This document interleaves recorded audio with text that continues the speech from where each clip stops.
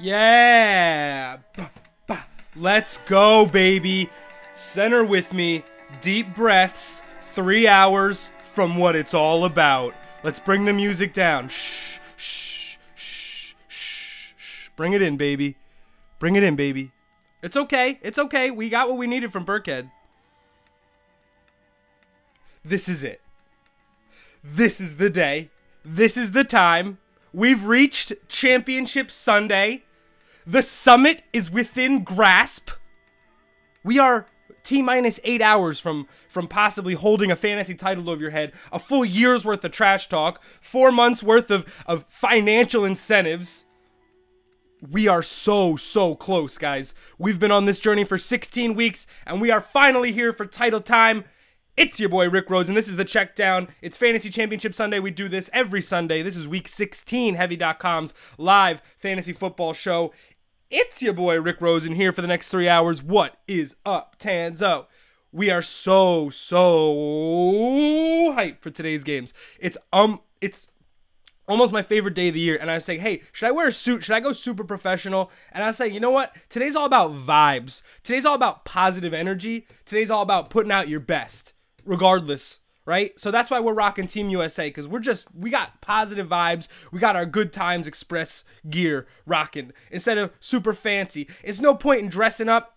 Your attitude determines your latitude. And right now, I'm all about this money, you know what I'm saying? Welcome to the show. It's going to be a dooz. We're going to hit Twitter a lot today for our questions. Right now, I'm just trying to get my promo out. Little late start to the day. Welcome. Let's get in the chat. Let's round about. What's going on, Nico? Fire me off. A little 10:05 question to get us started on the checkdown. He wants to pick one for his RB2 and his wide receiver 2. He's got Deion Lewis. He's got Kerwin Williams. And then at wide receiver, he's got Bryant, Baldwin, and Tate. So for running back, I really like Ajayi. I need to know if it's PPR, Nico, obviously, but Ajayi's getting the increased workload, but Oakland's been relatively stingy against the run over the second half of the season. Deion Lewis has seen increased workload, and we got no Burkhead. We got a terrible glare coming in. Bang. Get out of here. Non-PPR. So, yeah, I mean, I still like Deion Lewis better. Workload, game script, Ajayi getting steady touches, but we really don't know who's going to emerge. Also, they have a lot of stuff locked up, so I wouldn't be surprised if it became... Oakland has all the makings of a blunt game where they're, 21-3 in the third quarter, and you just start banging it to LeGarrette. 4 yards here, 5 yards here. I fully see that outcome. I like Deion Lewis. I like his explosiveness. I like his utilization in the pass game. Rex Burkhead was getting 4.5 targets a game. That's gone. Rex Burkhead was getting carries inside the 10. That's gone. Gillisley revenge game narrative is honestly bogus. Is it like Bill Belichick is like the least petty when it comes to coaches with that stuff. Brandon Cooks had a touchdown in the Brandon Cooks revenge game because he was open and because it was indoors, not because it had anything to do with his former alignment. So I refuse to bend to the Mike Gillisley revenge game narrative. Jeff, you goddamn right he is. Let's go. Put your bells up. Clang a clang on him. 2-6. Strong. He's going to win me a championship too. Let's go. Yo, I would have taken Bell over David Johnson. I didn't, but then at other times I had Bell and I had David Johnson. I had Hunt in both of those leagues. I'm going to ride Bell and Hunt to my title. I knew I would, and now here we are, it's pretty incredible experience. But I'm just so blessed to be here with you guys on Championship Sunday with the opportunity to win a title. We've gone on this journey for 4 months. I know that there are fantasy experts that are not in any championship games. There were fantasy experts that, tied their wagons to David Johnson and AJ Green and they're out. They're gone. So this is a fun ride. This is a really fun day and confirmation of what we've been doing. Dude, we've been doing this since September. It's almost lucrative to think that we are now here on Christmas Eve getting ready to potentially take down our league, get a year's worth of trash talk. Fully deserved. I'm beyond stoked. Let's take a look at what we're going to get onto today. Oh, Jeffrey or Josh Gordon. Okay, sorry, Jeffrey. I got to do Nico's receiver, which I didn't even address, and then we'll do Jeff's receivers, who I actually like. Baldwin Bryant Tate. Shit, I got to do my Twitter promo. Hugh Jackson seeking his first win of the he just fired his offensive coordinator. I'm on the air, brother. This guy messaged me at 10:02. You know what the deal is. We got to do this promo. Sorry, guys. We got to get this promo done.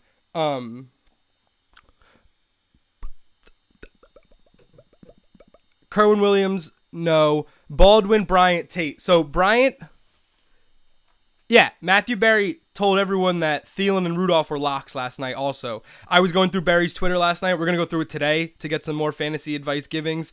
But Matthew Berry got absolutely torched last night. What are you going to do? The highest scoring fantasy player over 2 games last night was T.Y. Hilton against the Ravens. So props if you had the stones to make that play. But otherwise, you had 2 dud games. I don't know what... Matthew Berry's not Miss Cleo. He's still going to be wrong. I think the weather played a huge impact. Oh, the weather outside is weather. What's Derek doing? You can pick up Romo and Tebow right now. Stafford in the house. Stafford in the house. At them Bengals. I got you, bruh. I got you, bruh. Maddie, I almost started you in the big money tourney. Maddie, I almost started you in the big money tourney. Yeah, guys. We'll talk about it later in the day today. But we are entered in a very high stakes fantasy football tournament today. The entry fee has 4 digits. That's something I'm not personally comfortable with. And now it is at that point where it's submitted and it's locked with no questionables. And you know, all we could do now is let it rip, you know? I don't know what to do, man. I know, I'm going to get to you, Kenobi. I had to get these tweets out, like, seriously. But now the retweets are pouring in. Matty Stafford's in my chat because he's a Lions QB. All right, let's go back to the top because I had to get Nico. You got to get the Twitter promo out. It's too necessary. Baldwin Bryant Tate. I'm less high on Marty B. I'm a big Juju guy this week. Tate, we've seen his numbers dip. He's become less consistent, especially because you're non-PPR. And because you're non-PPR, I would go Baldwin in what I identify as a big-time potential shootout today with Zeke moving on one end and Wilson Baldwin working on the other. It reminds me of the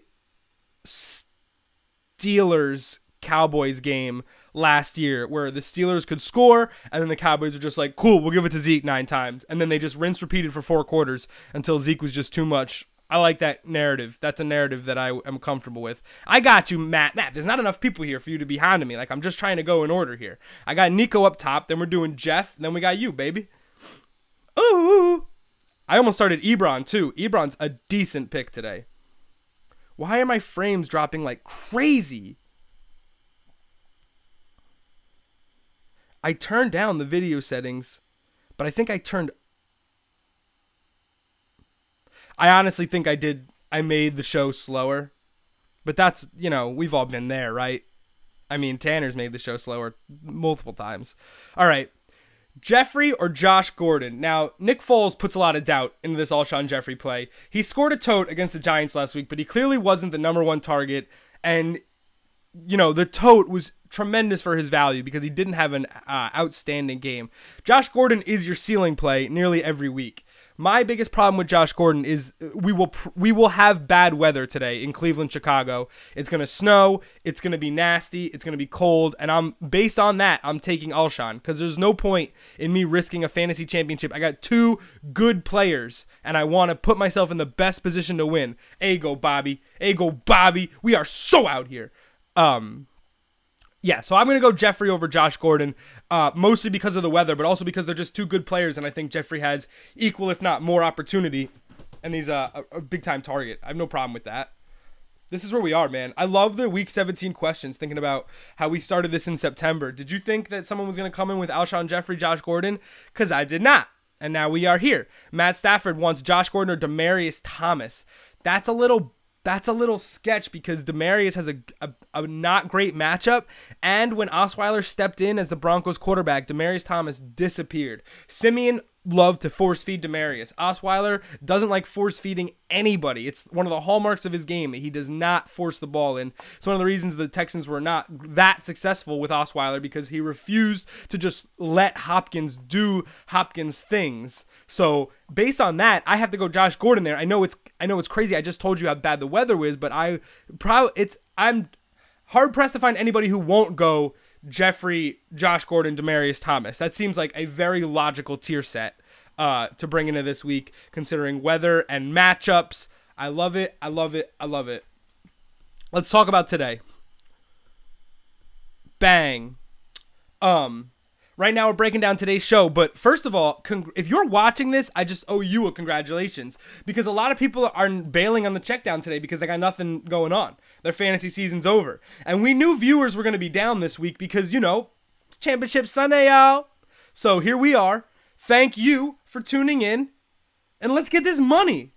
All right? We're going to do our tier lists. We got a decent power rankings that's more football-centered and less irreverent than usual. We're going to do a quick talk about Blake Bortles and what's making him so successful right now. It's not because he's good necessarily. Then we're going to do something about our startable players, because believe it or not, there's a lot of guys that I feel like 3 weeks ago, you'd be like, that guy should not be rostered. Like, okay, so these were guys that were drafted, then became droppables, and now they're back to startables. I think most of those guys apply to this list. Guys who really struggled, had really bumpy seasons. We'll take a look at them and see which ones we would confident to fire up for our Championship Sunday, because this is huge.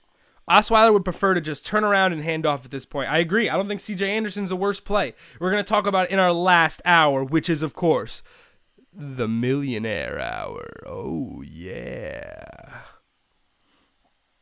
Cough, cough, Kareem. Jeff, what do you say about Kareem Hunt? I love me some Kareem Hunt today. Love me some Kareem against the Dolphins. I love what the Chiefs have been doing since changing play calling. High Kareem Hunt usage, high red zone Kareem Hunt usage, PPR Kareem Hunt usage, less screens, less defensive tackles as quarterbacks, less everything ridiculous that Andy Reid likes to do to force the other team to call a timeout. The way they are running the offense is optimal right now. It's just how it's supposed to be run. Yep, we're getting 3 TD usage out of Kareem Hunt today. That's right. We might even get 4 if replay doesn't dick us like they did last week. We just might get 4. God, that'd be pure sex, man. So today we're gonna do some fun stuff. I have this new scene built. We're gonna go into Twitter, into Matthew Berry's mentions, and we're just gonna start pulling down. We're just gonna start pulling down people's tweets and answering them on the show. Gonna get them in the chat. And just answer their question. We're going to pull down questions. We're going to talk about them, because I don't expect a full crowd today. We're just hanging out. And so, I got to be answering 3 hours worth of questions. I might as well get some extra views. Ayo. We're going to do DraftKings today. Oh, look at this. Oh, what does this say? Oh, what does this say? Oh, look at this. Josh? Can you believe? James Cratch with the Scloozy Clues. Oh, we deposited. The Josh Rosen Scloozy Clues. I don't want to play for the Browns. Oh, guys, the Josh Rosen custom jersey is in play. The Josh Rosen draft day look is in freaking play. I could not be more turned TF up for that. That is insane. I got to retweet myself off of Heavy's Twitter right now. Woo!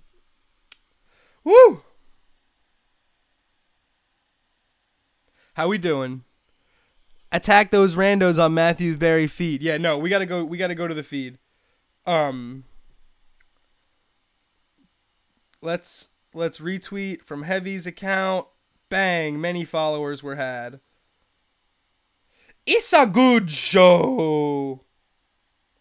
Doobie Brothers were in fact playing. Okay, let's try this. Let's try going into Matthew Berry's feed. I'm not sure how this is going to work. Drew Brees got you the playoffs. There you go, Jeffy. Drew Brees is in our millionaire stack today. He's not in our millionaire stack, but he's a millionaire guy. They really do. They really do. They need the advice. There's our millionaire guys. We'll see him later. Okay, so here's what we're gonna do. We're gonna grab a question. Then we're gonna say, hey, we're answering the question on the check down. Then we're gonna count to 30 because they gotta join the show. Then we're gonna break it down. I think that's totally fair to the people. But I need the window here.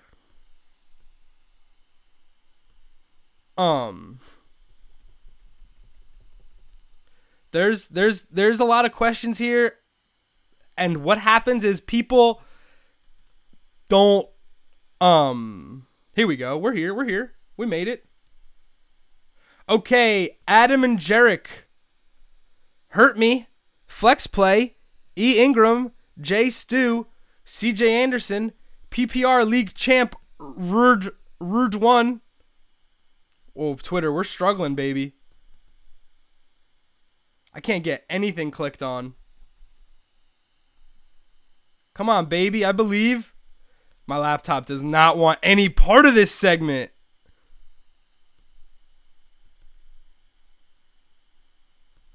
Let's get a refresh.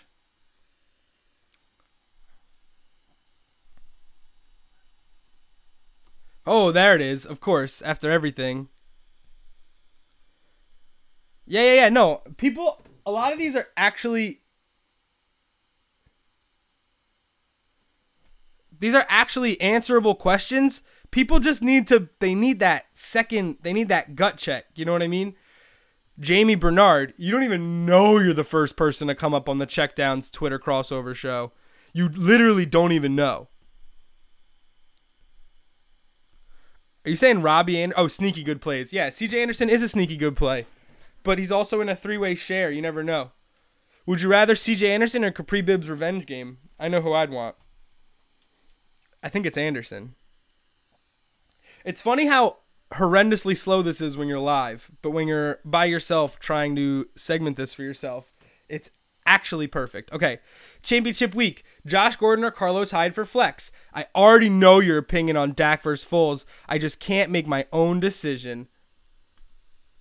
I'm answering this question right now on the Checkdown. Live 10 to 1 Eastern on YouTube. Now we count to 15, right? We got Jamie's tweet up here. And now look, Jamie joins the show and he instantly sees his tweet, so he knows we're answering his question. I think this is a formula that could play. And then we got our link. We're looking at our own link. That's Spice Girls. Did I pop this ice bag? Oh, that's gross. We got some problems. Science problems. Jamie. This would be dope if it works. Hey, what's going on, Miss Rangers? Let's answer your question while we're waiting for Jamie. Was going to roll Prater, weather scaring me a bit, and think Cincy can win as well. Do Bailey or Dawson in bowl make sense? I think Bailey makes way more sense. I actually don't think Cincy can win. I think Cincy is actually bad.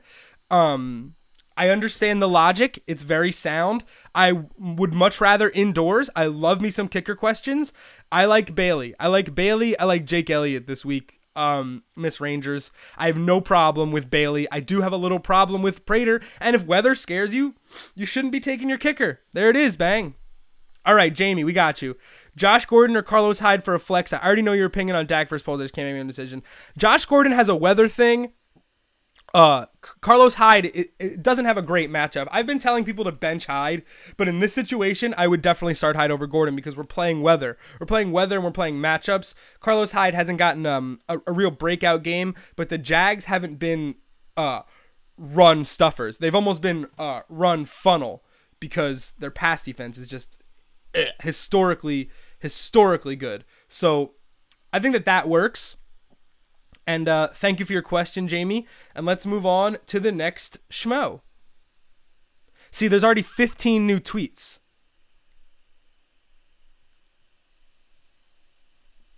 This is easy. I'm really nervous. This is an easy one. This is the one that I want people to come into the show and ask. I need a flex. Cole for the Jags, Goodwin for the 49ers, or Kerwin Williams for the Cards. So earlier today, we actually talked about Kerwin Williams, me and some other people, because his activation made some DFS problems because Elijah Penny was sitting there at the DFS minimum as an every down back against the Giants run defense and looked like a pretty enticing offer. But with Kerwin Williams back and banged up, you don't know what the workload's going to be. Arizona's been really random with their workload this year. Remember they were giving 28 touches to Adrian Peterson and sometimes not. And they got Drew Stanton today, who is no stranger to 40 pass attempts, because only 20 of them are getting completed. I like high there because I don't necessarily like him.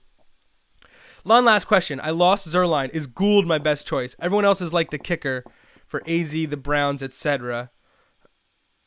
Hey, what's going on, Matt? No problem, man. Thank you. We've been trying to do this thing where we put tweets up. I'm sorry if I didn't get to put your tweet up.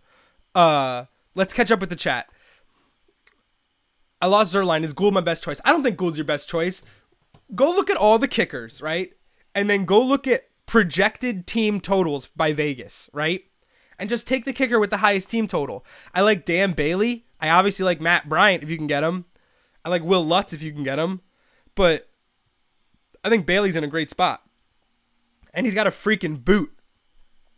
I don't like going with the next guy behind Zerline just because he's the next guy. And I hate Gould's been good, but I don't like it. The Jaguars defense is so good. We just don't need to take that. When it comes to kicker, it's not necessarily about talent. It's almost more about opportunity. Bang, bang. All right, let's get it, Matt Lee. Saw your tweet and reply to mine. The system works. In a PPR league, would you start Josh Gordon, Bobby Dubs, or Greg Olsen? That's a good one. I'm off Josh Gordon for the most part today because of weather. I love Robert Woods. He immediately reestablished himself as a number one receiver last week, plus 60 and a tote. Greg Olsen, also a cheeky play. I'm going to go ahead and grasp that you have a stud tight end if you're asking about Olsen in the flex, in which case, good on you. Let's get this money today. But I would definitely take Bobby Woods and his big play ability over Greg Olsen if I had a choice. And I think that's a pretty solid question. Good luck today. Your lineup looks stizacked. Miss Rangers, you're so welcome. Leaning Bailey, pulling out my hair. Don't do that with Foles versus Alex Smith. Bortles option also. Smith just feels so safe. 2017. But I'm worried that the game becomes a blowout and second half is the Kareem Hunt show. Wouldn't that just be a peach? Oh, man, you're talking my language, Miss Rangers. So I also feel like the Chiefs could be killing that game down. It's one of the reasons that Bortles is such a good option. Bortles isn't just a good option because he's playing well. Bortles is a good option because the Niners have had the 6th best run defense since Jimmy Garoppolo returned to starting for the Niners. So they've gone full pass funnel. That 100% works in Bortles' favor because you can't run funnel with Fournette just into the Niners secondary. If they know anything about game plan and strategy, then Bortles should have a decent game, especially with his rushing upside. He's been running more, and the Niners are top 8 in allowing rushing quarterbacks.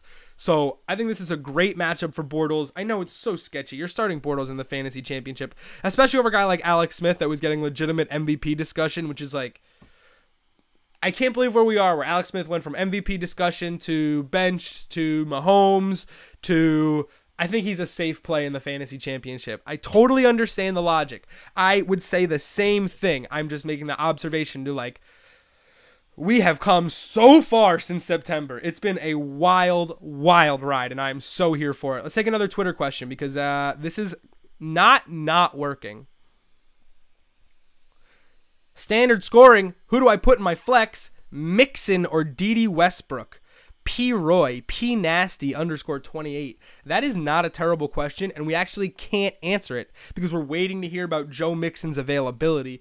I really believe that if Joe Mixon is 100%, that creates a big problem for the Lions, who have a pretty soft run defense. I think they've allowed consecutive 100-yard rushers, but game script would take Mixon out of that a little bit. Westbrook is a guy that could have a monster game, but in standard, I don't think I'd take him over a workhorse short yardage guy. So we'll see, P. Roy, P. Nasty. Thanks for asking anyway. Thanks for asking Matthew Berry. I want to see if I have this exchange here. I want to remind you guys that I'm in Matthew Berry's Twitter mentions to get promo for my fantasy football show. And that is important. And I'm trying to get people to watch. It's free advertising to me. But it's so funny watching people who are disgustingly loyal to Matthew Berry. There's Matt Lees. Mike York came in. I got to answer his question. I'm going to answer it, Mike. I'm assuming you're here still. It's all good. We'll answer Baltimore racial slurs name. But where's this guy? Where's this guy? Where's this guy? This guy was working at the Jets game. Oh, here we go.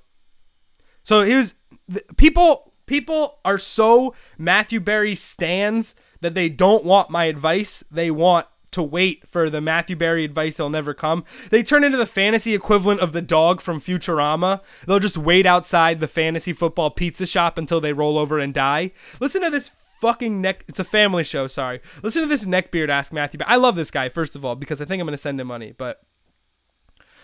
Sir, may I borrow some of your illustrious knowledge? Paul Richardson or Bilal Powell? First of all, how do you get to the championship playing Paul Richardson or Bilal Powell in the flex for championship? For all the marbles, Mr. Berry, help me please. I'm answering the question tomorrow morning on the Checkdown. Yes, but you know Matthew Berry. When dem people want the truth, dem want call Matthew Berry. And so this is how I responded, because Matthew Berry's not coming for you, coach. Matthew Berry went to get milk and cigarettes, and he's not coming back. Hey, coach. If Matthew Berry answers your question by 11:35 a.m. Eastern Time, I will personally Venmo you $20. After that, will you watch the Checkdown at 11:40 and let a dedicated fantasy analyst answer your specific question? Seems like a win-win. No response, because that was like 3 hours after his initial response, but I'm keeping my eye on the clock. And I have no problem Venmoing this guy $20 because if Matthew Berry answers a question, that means Matthew Berry saw my passive-aggressive shade and is going to reply to a tweet with my tag in it, right? I'm thinking, yo, Matthew Berry's playing checkers, and I'm so out here playing chess. It's got to be my tweet. So either I'm paying $20 to get retweeted by Matthew Berry, or I'm just getting this guy to buckle and be a fan of my show. I think this is about as evil genius as it gets. Super dastardly. Dastardly is probably the best way to describe it. Anyway, thanks for that self-serving indulgement on Matthew Berry's Twitter feed. Oh, we got to do these. Sorry. Answer my tweets. Michael Thomas, Gillisley plus Gordon or Cole.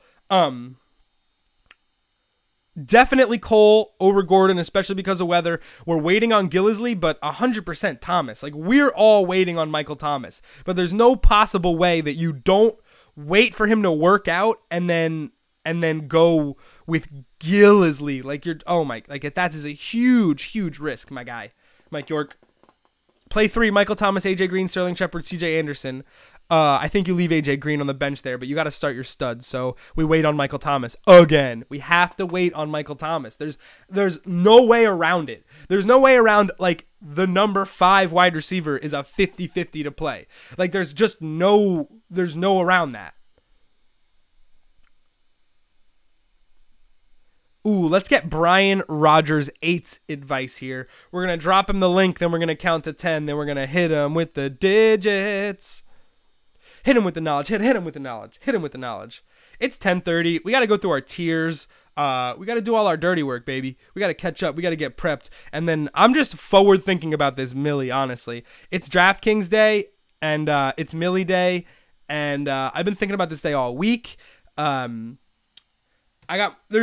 you're just playing for Fantasy Championship, I don't think you're fully getting the juice, full juice from the squeeze of fantasy football. I think that if you're playing DraftKings, that's how you get your full, because you're just soaking up this advice. So you got to wring that out in the forms of some profits. I need some advice in a PPR championship game. Should I start Alex Smith or Blake Bortles and Cooper Kupp or Keelan Cole? But he said Keenan and Cole. Coolio did the theme song. PPR championship game. Give me Blake Bortles. Give me the rushing yards upside. Give me Keenan Cole. Give me the big play upside. Thank you so much, Brian, for clicking on that link. I believe in you. Thank you for watching. Matthew Berry's not coming to help. Matthew Berry's taking a massive deuce. It's a family show. But yeah, Burns, you pretty much called it. Sorry, guys. Mike Gillislee expected to return. Dion Lewis not getting goal line touches, but we knew that. But he could still get them. I read that article this week.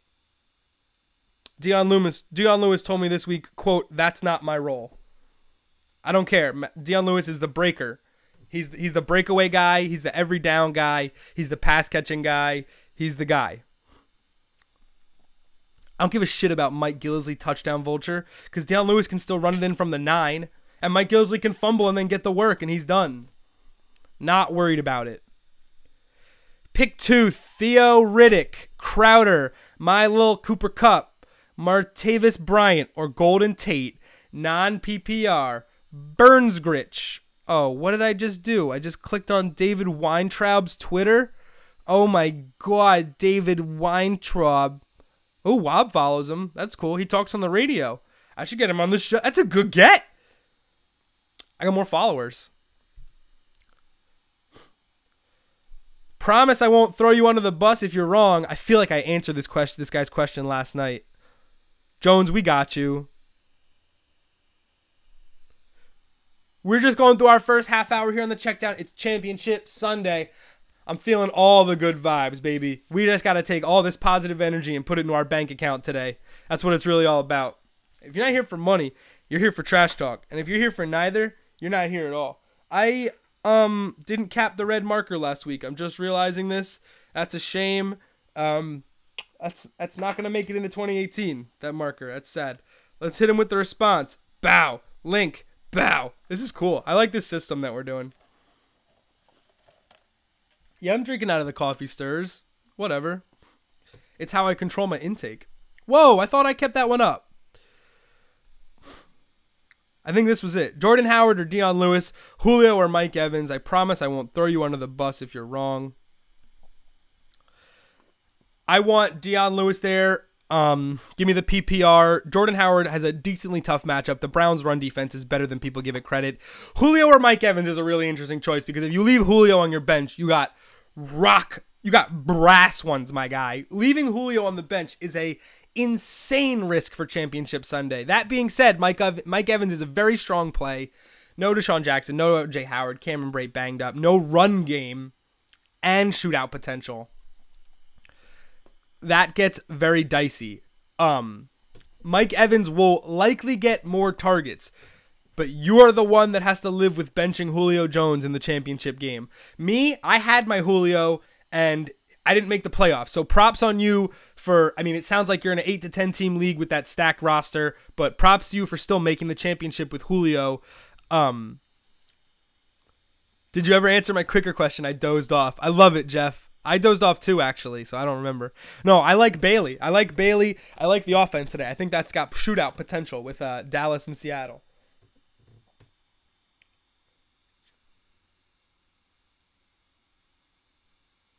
We're trying, baby. We're trying. We're getting our injury updates on Twitter. That's what we're looking for. Yeah, I like Dan Bailey. Everybody's so quick to replace Greg Zuerlein with the Rams' backup kicker, but I don't think that. Silva's so brutal to Hugh Jackson. Oh, it's a blank, Burns. It's a blank USA jersey. Because when I got this before the, what was that, 2012? 2012 World Cup, 2014 World Cup. They were all out of Donovan's. I wanted Beckerman. I still don't understand why Beckerman didn't play at all against Belgium. I'll go to my deathbed wondering what was Klinsmann thinking. We were so in on that USA team. Those that know me and are with the chat, we were huge for USA Soccer. We talked about their game plans incessantly, and they were such a disappointment because when you look at a team on paper, you don't think about how they can't make passes. I don't like Gould. No, I don't like Gould. I just don't think that they're going to cross midfield that much. I think the Jaguars defense is that real. Jimmy G's good. Schematically, I just don't see it. You got to get separation from coverage, and the receivers aren't that good. It's Goodwin or nothing, and Goodwin's on arguably one of the best corners in football. And if he's not on the best corner of football, he's on the other best corner of football. Ramsey and Bouye are both going to the Pro Bowl. So no matter where you go, there's going to be trouble today. That's just the way it is. It's rough. Let's get another one of these guys.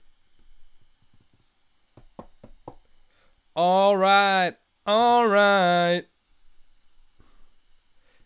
Yeah, if you win the championship, baby, hit the Venmo. If I want to hear from every single person that actually won a fantasy championship after today. I love it. I can't wait to hear about everybody's results. I've cost some people some seasons already, so I would like to take down some titles today and have the Checkdown be responsible for throwing up some MF banners. Fantasy Footballers does hashtag FootClan title. I wish we had a good hashtag for the Checkdown. I think we're going to have one next year, along with a full-on ad campaign, some commercials, celeb appearances. We're getting Jeff Goldblum next year, so it's not a big deal. I'm not worried about it. Don't be worried about it. Oh, so many people tilting over that Thielen catch. Listen, if we tilted over every ball that was through the hands, we wouldn't watch football anymore. So for you to go, Adam Thielen really missed that deep ball, and that could have made my fantasy season. Eat a bag of D's, man. You know, Thielen's been the most targeted receiver. You got Thielen for like 7th round value, and he carried you to the title, and now you're mad because the same guy who locked down Josh Gordon last week also locked down Adam Thielen. Like, GTFO, I refuse to hear it.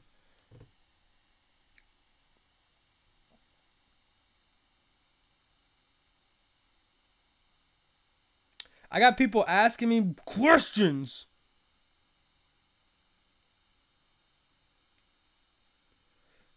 Tweeting me questions. I understand why, but... Oh, this is him. Oh my God, Aaron, this is you. Aaron Tittner. This actually, I clicked on it, and it's got my name in it, and I'm staring at it like a freaking idiot, telling him that I'm answering it. Yo, this is how you know you made it. By the way, Aaron Tightner. Look at this. Matthew Berry is the second name, by the way. Wow. Oh, yeah, dude, the face emoji commercial. I love that song though. They killed. I mean, there are commercials that use a song well, and there are commercials that really don't.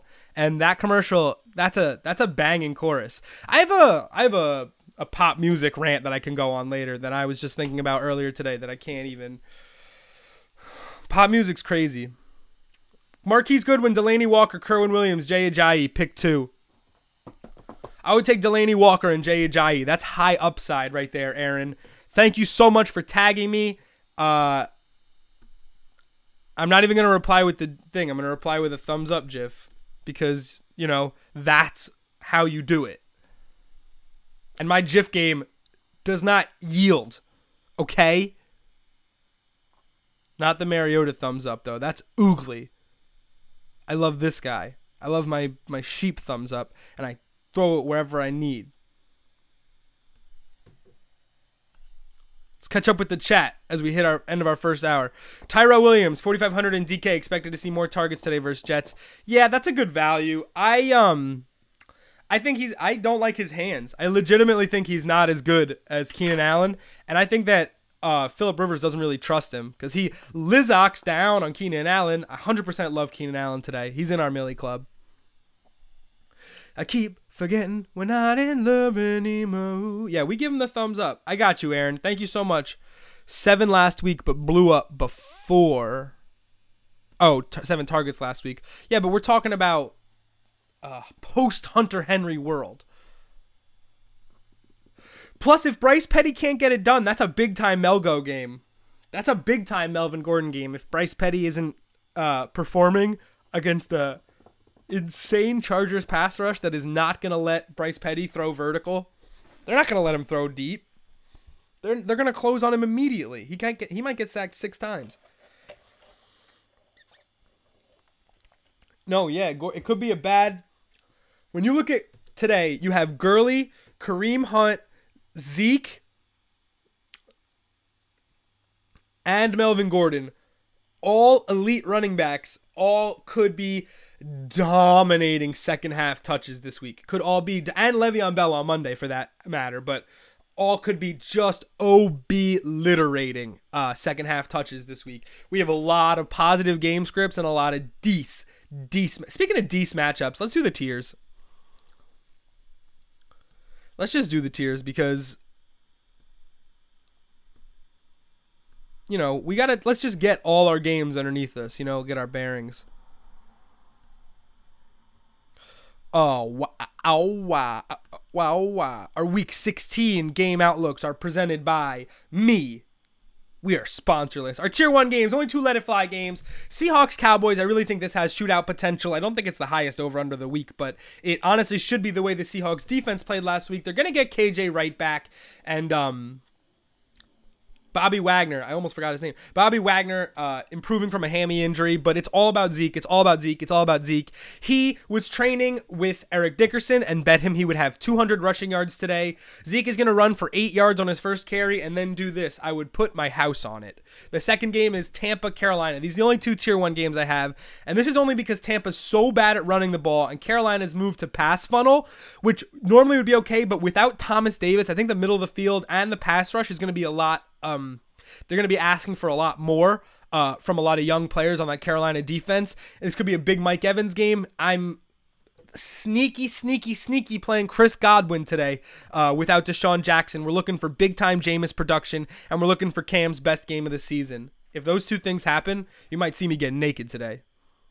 You might see me, we might do a little evening stream in the Nyed. I might have a pipe and then just my legs crossed with the pipe. That might be the night show. If those 2 things happen, Lord, oh Lord, oh Lord. Yeah, I mean, we could talk about...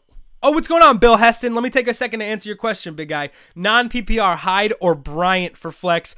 I like Hyde here. More touches, red zone upside. The Niners are not going to be able to pass today, so they're going to have to run. I know that's not the sexy pick. Marty Bryant is a big play type guy. I think it's a Juju game times a million. I think it's got Juju written all over it, especially the way the Texans covered the Jaguars slot receivers last week. They did a horrible job, and Juju is more in line with that Keelan Cole who destroyed the Texans last week. Let's keep going with these tiers because tier 2 is pretty loaded. Chargers, Jets, Falcons, Saints. There's blowout potential in these tier 2s, but that can work for us in a positive correlation way in fantasy. For example, if you have Jarvis Landry and Kareem Hunt, that's going to work in your favor, right? Because Landry's going to get his targets no matter what, and Kareem Hunt's going to get fed no matter what. You know? I'm worried about the Patriots today. I don't know how they're going to respond. No Burkhead. You're going to see a lot of Dion Lewis, and Gillislee is active. And I guarantee you he will be the goal line back. Whether he scores totes is totally random. Totally random. We could guys get tackled at the 1. We could throw it up to Gronk. Or we could give it to this guy that's literally been a healthy scratch for 6 weeks straight. So I don't think Gilly's that great of a play. Falcons, Saints, I think the defenses are super underrated in this matchup. Not from a fantasy perspective, but just as far as the point ceiling. The Saints did a really good job of neutralizing Matt Ryan in the first meeting. And the Falcons defense did a pretty good job of slowing down Mark Ingram. The game was up for grabs in the 4th quarter, and that was without Kamara, who caught 3 passes on the first drive before getting concussed. So we'll talk about Kamara later in the show, but what a weapon he is. And that game has a big circle around it because we're waiting on some Michael Thomas hammy update. Sorry. We got to talk about this Aaron Rodgers story too. Raiders and Eagles, Carr v. Foles, just like we all imagined it for the title. The Raiders are broken. I don't know how I can endorse starting any Raiders for the rest of the season. I have to start Crabtree in one of my leagues because he's a stud and he's getting 15 targets when he can, but Amari Cooper should be on his way back. He's going to have that extra day to prepare and could be ready to go for Monday Night Football. And like I said before, this could be a big-time blunt game script. What's going on, Sam? Thanks for popping in. Really appreciate it. Let's take your question. Do I trust Mike Evans this week or take a risk on high ceiling like Woods? I would personally find a way to start them both. If you can let me know what your other receivers are, I totally would endorse starting both this week.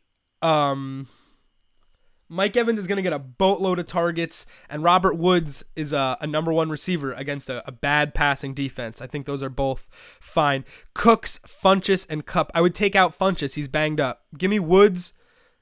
Give me Woods and Evans over Dubs. This is my cousin. Give me Cooks, Evans, Woods, and Kupp, and let's go get this money, my guy. Multiple teams complained to the NFL last week that Packers violated the rules regarding players who are eligible to be placed on injured reserve, and that Green Bay should have to release Aaron Rodgers as a result, league sources told ESPN. NFL rules stipulate that a player needs to have suffered a new injury that would sideline him at least 6 weeks to be placed on injured reserve. If that is not the case, the team is obliged to release the player once obligated to release the player once he is healthy. Rodgers was activated off injured reserve and played last Sunday, but came out of the game because he was, quote, sore. But Green Bay does not announce its decision to place Rodgers back on injured reserve until Tuesday after the Packers had been eliminated. Had the Falcons lost to the Bucs on Monday, it's possible Rodgers could have played Saturday against the Vikings, but the Packers opted to shut him down, which teams complained was a violation of NFL rules. Woo! This is so spicy. Can you imagine the Packers are forced to release Aaron Rodgers? Yo, I've never picketed for anything harder in my life. Oh, Lord. Oh, Kamara, McCaffrey, Fournette. Sam, you stinky boy. If anything, the cuteness play is keep everything and Woods over Fournette. But I think with Fournette's workload and the way they could bang that game script, I got no problem with it. I got no qualms. Sam, let's get this money. Ooh, family jewels up in here. I'm going to keep reading this article because I'm personally fascinated by it. If Rodgers didn't suffer a new injury but was placed back on injured reserve, NFL rules stipulate that the Packers would have to release him, which nobody expects will happen. It is why multiple teams raised the issue. Teams wanted to know why the Packers were being granted immunity. The NFL referred all inquiries about the situation to the Packers, who have declined comment, but one source said Rodgers wasn't going to be medically cleared to play in Green Bay's next game, and the Packers knew he wasn't 100%. Still, not gaining medical clearance and being placed on IR are two different things. Thank you for the qualms, which is what drew the ire of multiple teams around the league. Can you imagine? Aaron Rodgers is, I know, Budo. It is absolutely nutty, the concept that we would have a forced release of one of the best players in NFL history because the Packers, who, by the way, their medical staff, not having a good year. This is the same medical staff that Martellus Bennett said they don't know what the fuck they're doing. Sorry, it's a family show. They don't know what they're doing, and they rushed people back to play. This is insane. The worst part is it's like government, it's like the Russia stuff. Like nothing's going to happen. Nothing's going to happen. But if I were a Vikings fan living in Wisconsin, I would picket Lambeau Field every day until I got answers. Just tell me there's a new injury. Just tell me there's something new. But don't blatantly violate these NFL rules just because you're immune. That's super janky. That sucks. Like, just say he has a shoulder problem now, but you just blatantly violated the rules because you know you won't get in trouble. That's some Patriots stuff, Packers. You're not the Patriots. Be the Packers. Be cool. Oh, $5 for tone, Dan. That is bad. That's so ridiculous. By the way, I heard Aaron on Mad Dog Radio today. I was listening to Mad Dog Radio on my way to get a Taylor ham, egg, and cheese, and it's like two old guys because it's Mad Dog Radio, and so they're talking about like how to get more Twitter followers and more engagements. And the host is like, I remember that Aaron works for Mad Dog Radio, but I didn't think he was like, but it's okay. So I don't know he's there. And I hear the host is like, they say if I mix it up with random people, I should engage more. And the co-host is like, I only engaged once. That was my wife. And you just hear Aaron's like, ha, like in the back. It was so perfect. And then he actually came to the mic and said something, but I was like, that's fucking Aaron's laugh. Sorry, it's a family show. It was really funny. It's 5 seconds on Mad Dog Radio, which is 99% trash. Love the kid. Only had it on because it had the football game last night. But oh yeah, it was so amazing because he had just retweeted the Checkdown Hanukkah special. But then I just happened to have Mad Dog Radio on, and I was like, I'll just keep it in. And you just hear his laugh off mic, so distinctly perfect, like when you hear it out the corner of the back of your head, like it was just like, mwah. It was so good. I was so happy. Made my morning. All right, Bill, what is up? Goodell would never do that, though, Rob. Don't get me started on this. This Rodgers thing is so absurd. Goodell would never do that. Martavis Bryant over Hyde for flex. Pick 2. Bryant, Demarius, Jarvis, Paul Richardson. Yo, nappy boy, ayy, I'm pretty boy, ayy. Also, super underrated song. Pick 2, Jarvis Landry and Dez Bryant would be my choices there. Tremendous upside, great matchups, great individual matchups for the players. And I like Hyde over Marty B. I just do. Touches and opportunity and game script. I just don't like Marty B's athleticism. He got his only touchdown against the Pats because he's a physical specimen. He still needed to make a one-handed catch. He was involved in the game plan. He's not Juju. Juju is gonna get a hundo. Easy. Juju locked for 100 yards. You're good, man. You're good. Oh, it's Martavis and not Dez. I'm an idiot. Wow. You're good, Bill. Sorry. Bill Heston. Did they ever ask you who you're related to? I mean, I'm Josh Rosen's dad, so I would know. Give me, yeah. Oh, Landry's definitely in. There's been nobody more consistent than Jarvis Landry this season, which only makes Tom's trade earlier in the year all the more hilarious because we thought that there was seriously robbery going on when he dealt Jarvis Landry for C.J. Anderson and totally caused some controv. No Demarius, not with Brock Osweiler. Brock Osweiler does not like Demarius Thomas, and that is a fact. They don't get along because they disagree over free Spotify versus free Pandora, which one's better. So I would go.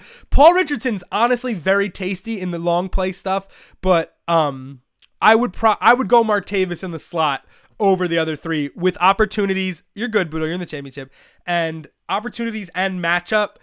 Texans have been really bad in the secondary. They've been good against the run. They're going to have to... Shut up. Budo, shut up. LeBron uses free Pandora, so it's good enough for LeBron, but not good enough for you. I'll wait. Marty B is just... His snap count will be higher than the other guys, and he's more of a red zone target than the other guys. When the Seahawks get in the red zone, it's all Jimmy Graham. Richardson's like a deep threat circus catch guy, so not consistent. You're getting good opportunity basement with Landry and Bryant. I think that's solid. Al, talk to me, baby. Flex D.D. Westbrook, Sterling Shepard, Jay Ajayi, or Robbie Anderson. I could make an argument for flexing all 4 of those guys, so let's listen to Rob and see who else is on your squad. And then we're going to hit that theme song because it's 10:56, and my laptop wasn't plugged in, and maybe that's why we were so slow to begin with. Boy, I'm watching you like a hawk in the sky. Ooh, you were my prey. Bill, let me know on Twitter. Bill, let me know later today how you did in the championship. We're trying to raise as many Checkdown banners as possible today, baby. We're trying to raise all the banners. We're trying to get all the money. We're trying to talk all the trash, okay? When will Michael Thomas news come down? Michael Thomas is trying to warm up on his hammy as we speak. So we're talking 11:30, 11:45. But I am subscribed to Schefter tweets, subscribed to Rappaport tweets, subscribed to Pro Football Talk tweets. As soon as the Thomas news is official, we will 100p know on this show. I will get you. Let's take Al's question. Foles, Gurley, Jordan. I knew it had to be stacked. When the flexes look like that, Rob, the roster's almost always crazy stiz. And then I got you, Vincent. Give me 2.2. You're next. Foles, Gurley, J. Howe, Evans, Julio, Bears D, Robbie Gould. I'd probably replace Robbie Gould if I could. What was Al's question about the flex, right? Okay, so it's those guys, and then the flex is Westbrook, Shepard, Ajayi, or Anderson. As far as ceiling, I think that it's Westbrook, Shepard, Ajayi, Anderson because of the matchups. Westbrook didn't get a ton of points last week, but he did get held in the end zone and PI'd in the end zone, setting up 2 Jaguars touchdowns. So it's not like he wasn't involved, and it's not like he wasn't getting open to the point where he had to be penalized on to stop a touchdown. So let's not ignore that confluence of events. I think Shepard has a good matchup. I don't think he has the best matchup because I know Patrick Peterson's out there, and I just don't like the East to West. Giants have been usually bad in Arizona. Ajayi's rough for me, though, because the workload. And like I said, I think it could be a big-time Blunt game. Let's go with Didi and then Shepard. If you need more points, then I would go Shepard, go Robbie. Rob, I'm about to put you in timeout. I swear to God, man. Do not grab the wheel on my show. I swear. You are absolutely out of line. We're waiting, baby. We're getting some Davis Webb updates. That's not what we want. Robbie. Pushing Robbie. Robbie had 4 catches for 50 yards last week. Why is that such a safe pick? That's so absurd. Why are you going to a safe pick? Petty can't throw. This is against the Saints in the dome. Robbie did. I just don't buy it. I just don't buy it. That Robbie Anderson's actually a safe play with Bryce Petty. Why don't you just give me the best quarterback? The one who's playing the best. Burns, that sucks, man. Did you guys hear Beyonce changes her email every month? You know she's not paying for Tidal with that. What's going on, Mark? Thanks for popping in. We're waiting on Michael Thomas news up in here. We're just kind of hanging out. We're getting some Twitter questions. Al, I got you. Al, don't be afraid to let me know later today how Fantasy Championship went. We're trying to raise some banners. This is raising a banner. Then you do that last pull until it locks. Then you're locking the banner in, and then you cry. That's how you raise a banner in my world. Lineup locked in. Prescott, Bell, Gurley, Landry, Marty B, Ertz, Hyde, Dawson, Steelers D. Yo, Bill, can I say something to real? You look like you got a championship squad there, bub. It looks super spicy, dude.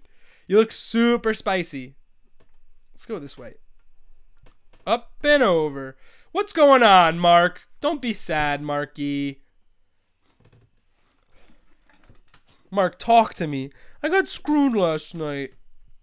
I know, Budo. I know. What are you going to do, man? What are you going to do? I understand that titles are going to get handed if Michael Thomas gets hurt today. But listen, you can't play nobody. We got to hit free agency really hard when that happens. If I were Dano right now, I would drop the majority of my team and just go pick up the best receivers available. I might text him to do that right now. I'm just kidding. I would never do that. I love this Evan Silva tweet. The Giants don't even have a GM or a coach yet, but Josh Rosen already knows whatever they get will be better than the Browns. Aaron, what's going on, man? Thanks for talking. Thanks for, inspiring my morning. It was beautiful. It was beautiful. Michael Thomas can't go, then a lot of championships are going to change hands for very little risk. That's, chop that pot, hopefully. But, Al, I like Robbie Gould as far as the kicking, but I don't think he's going to have the same scoring potential that he had in past weeks. I like Dan Bailey better, and that's just because of ball movement. I know Jimmy G's been moving the ball, but I don't see that happening against what we are calling an historically good defense. Oh, that's awesome, Aaron. Thank you. Tim, you saw that tweet. It was great. It was some guy who covers the St. Louis Cardinals. So, I was just begging to go. I had a banana clip ready if he wanted to run it. But he was just telling people to start someone over Kenyon Drake. I don't remember. I honestly think I misread his advice and he was giving up fine advice. I was just so tilted because I'm working on this high-stakes DraftKings lineup for today that I was just I was not in the mood for bad advice because I was purely seeking promo and good nuggets. And then when someone just answers someone who's asking me a question with something that I disagree with, I reserve the right to just completely light you up. So I did. But I don't care. I mean, it's not an offense to. Yeah, no. He made decent points, but I just disagreed enough to be let's fire up the old flamethrower, strap it on. Is the flamethrower the best weapon that had a backpack? I think it's the only weapon that made a backpack required. I can't think of any other weapons that need a backpack other than if a jetpack's a weapon. Robbie Gould, if you think the 49ers can score points against the Jaguars, that's no offense, that's your prerogative, man. I don't think that that's fair. I would go look at your kickers. Thank you, Sam. Really appreciate it. Thank you, Sam. It was my birthday. How?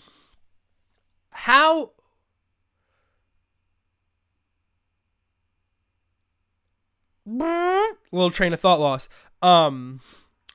How do you just? We have to find our way to maximize our point potential. A kicker being good is a certain echelon, but that's like Vinatieri. Yeah, Vinatieri's a good kicker, but we don't just add him this year because he's on the Colts and the Colts aren't scoring. So if we don't have the Niners scoring, then we can't have Gold as our championship starter. But if you think the Cowboys are going to be much better under Zeke and Dan Bailey's hanging around or Jake Elliott's hanging around or you know, Will Lutz, God forbid, there's no chance, but this is where we are, man. Whoever's going to kick for the Chargers today, that there's going to be no wind at Giant Stadium. I'm not so sold on Finken just because he's the next guy. He has to be player. You know what I mean? Waiting on it. We're waiting on Michael Thomas. I don't necessarily like just subscribing to Finken because Zerline's hurt. He's still a backup kicker who couldn't get a job out of 32. Think about all the teams that wanted to sign a kicker this year mid-season and didn't pick Finken. Why? That's what I think about. When a team brings in 3 kickers and then they don't keep the one that later gets added somewhere else. You're like, oh, well, he's clearly bargain bin. Patrick Murray, like, we're clearly talking bargain bin. Yeah, Bill, that's the argument. The argument is the Niners won't score a lot. They won't even cross the 50 as much as they usually do. So, what's the point? By the way, interesting stat. Since Jimmy Garoppolo started for the 49ers, they have gone 3-and-out 1 time in 3 games. That's a little bit nutty. That's like a little bit ridiculous. That is a crazy amount of consistency and balance. But I don't think they're a big play offense. They're not taking shots. They're getting themselves into 3rd and 2 and they're converting. And I got no issue with that. Do I like Ebron today? I very much do. I think I'm putting a sweater on, to be honest. It's getting a little bit chills. We got to play the theme song. I love Ebron today. If you look at Ebron's last 2 starts, this doesn't match. I'm gonna. What's going on, South Rules? Thanks up. Thanks up. Just gonna drape it. Gonna do ourselves a little snuggie. Let's play the music and let's catch up with the chat. Get your mental game right. It's Championship MF Sunday. I want to see some banners.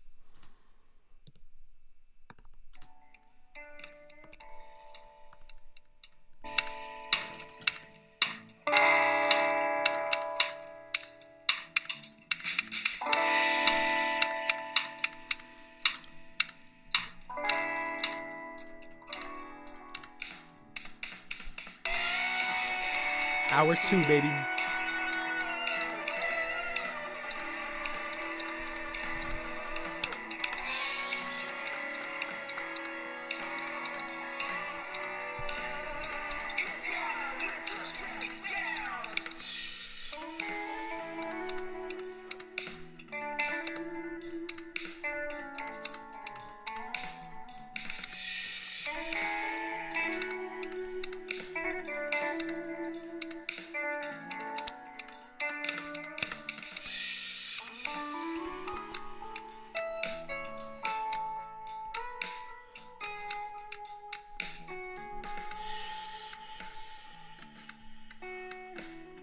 Oh, yeah.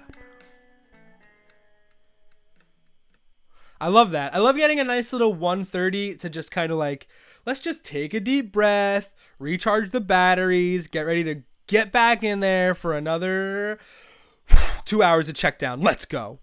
Thank you for the birthday wishes. Appreciate it. Back there. You up there. You back there. Eric Ebron's had 2 great games the past 2 weeks, including a game where he had, I think he had 11 targets and 10 catches. If that's not Eric Ebron turning a corner before your eyes, I don't know what is.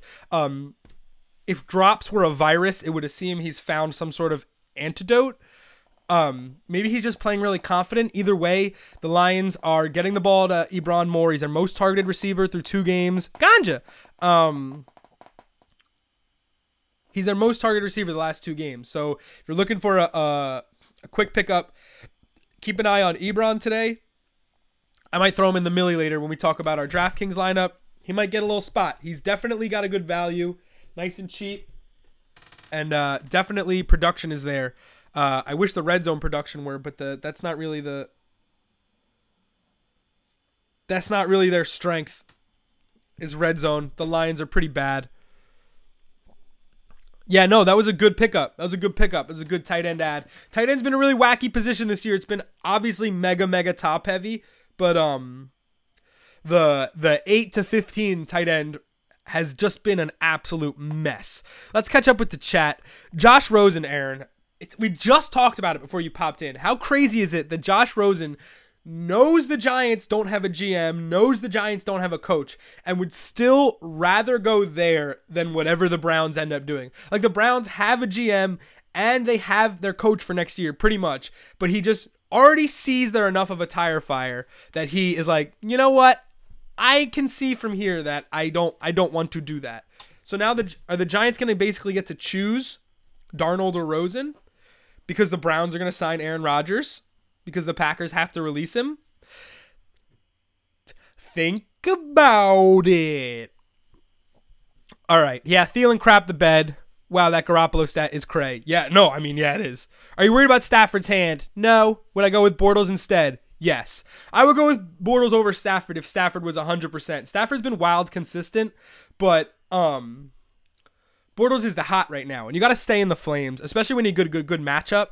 Bortles is going against a San Fran team that is allowing lots of passing yards and yards to rushing quarterbacks.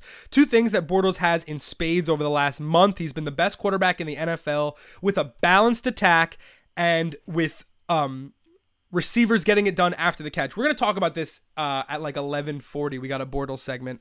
I don't have any imaging for it. I just wanted to talk about Bortles because it's really important that we establish why Blake Bortles is good, not just Blake Bortles is good, because somebody in your league is going to make a mistake on Blake Bortles next year, I think.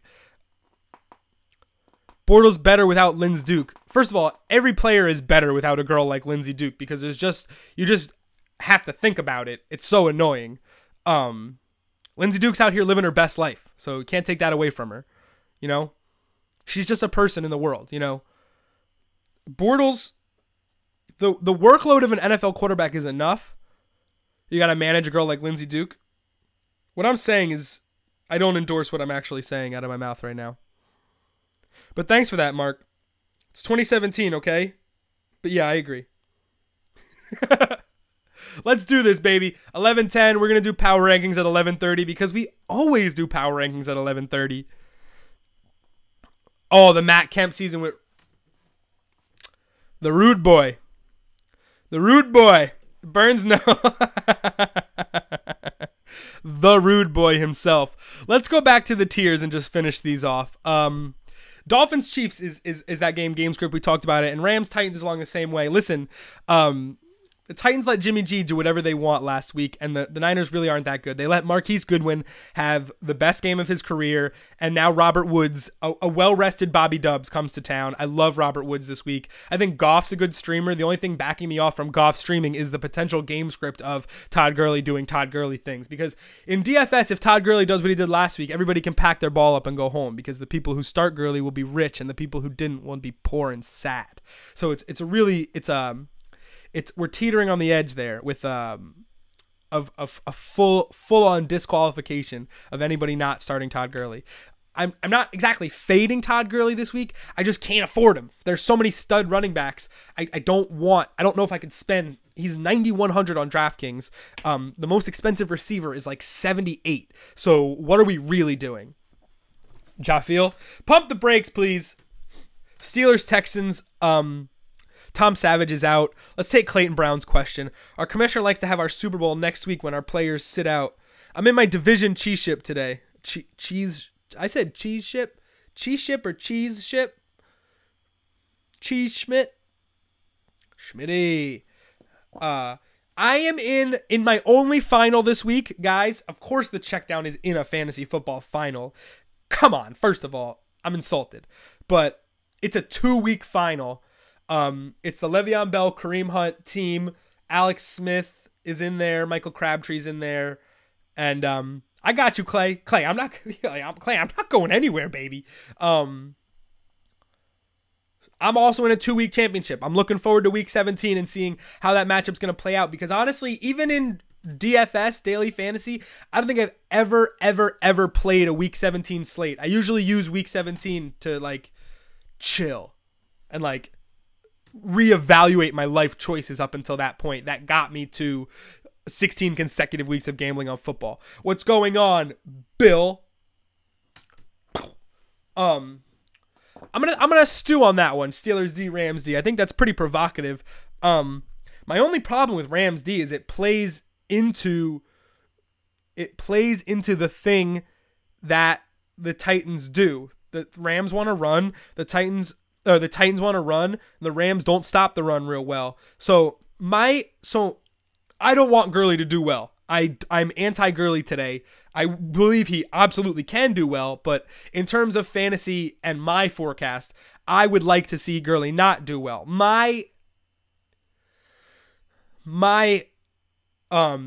What does it say? How I envision that's where I was going. My vision quest for that is what I wanted to say, but I'm not, on a Native American, I'm on a vision quest. I'm on the ghost of Cesar Romero. I'm the ghost of Cesar Chavez. Remember what? What happened? Oh, Gurley. Oh, because you're a Todd Gurley lover. Okay, but listen, so the Rams don't stop the run that well. The Titans, the crazy thing, the Titans need this game way, way more than the Rams need this game. The Titans let a game slip away against the 49ers, and the Titans need to win this game to keep their season alive. They can do it if they bang outside the tackles to Derrick Henry and DeMarco Murray. If they run at Aaron Donald, they will lose. If they put the ball in Marcus Mariota's hands 45 times, they will lose. But if they can get outside the tackle with Derrick Henry and DeMarco Murray and hold the ball for over 35 minutes, they have a significantly better chance of winning this game. That's how you beat good offenses. You keep them off the field. We've seen it in so many great upsets. Every time there's a dominant offense that you don't feel like you can compete with on a score-to-score basis, which is every other offense in the league when it comes to the Titans, basically. This is basically the Titans' game plan against everyone, but it needs to happen, and I swear to God, if you run an inside run right into Aaron Donald, I will smack you through the television, Sean McVay, you cute, sexy thing. But that's how I can project a Todd Gurley slow day. Don't see it happening. I see Robert Woods and hopefully having a nice game because the play action for the Rams should be absolutely devastating. So the Titans secondary needs to have a good game. Tim, that's a big game for the Titans, though. We got to respect that. Terrified of Mariota injury. Yep, you're right. They don't want Mariota to run, but they also want Mariota to run whenever he wants. So you can't really do that. You can't live on the fence like that. But for Derrick Henry to not be touching the ball 15 times a game is an absolute sin. I'm 100% looking at cryptocurrency right now, by the way.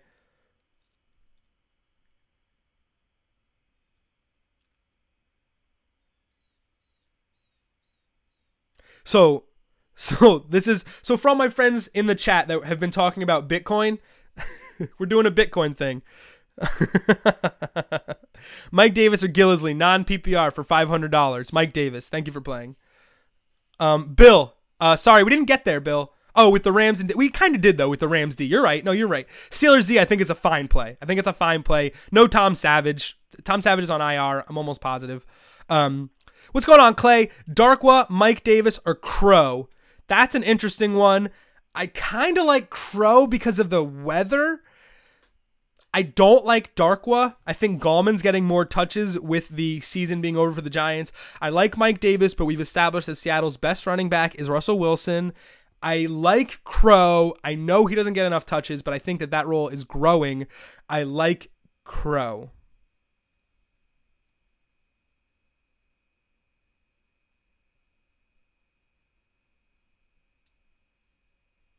It's rough. It's rough. What's going on, Jeff Stepp? Thanks for popping in. It's the Checkdown. I've been watching you when you check it down on Sundays, 10 to 1. That is when the show. Watkins, Cooper, Stills, Parker. No Parker, no Stills. Get that weak trash out of here. Is Cooper Amari Cooper? Capri, Bibbs, revenge game. With Bibbs, we're waiting out. Thank you, Budo. Thank you, Budo. Budo, we're really trying to work some parody into the show next year. I want to do it this year, but I feel like if I don't have... Oh, it is Amari. If I don't have like an actual musician to actually produce and I just start singing over karaoke tracks for my parodies, I'm just going to get spit roasted.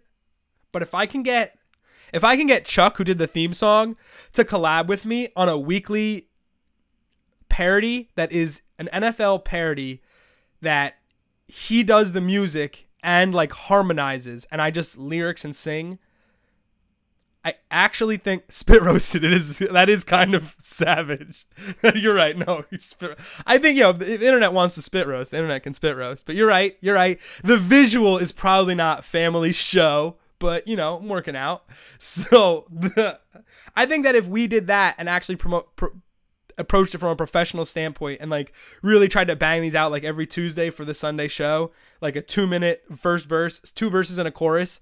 Yeah, I think that it would be possible.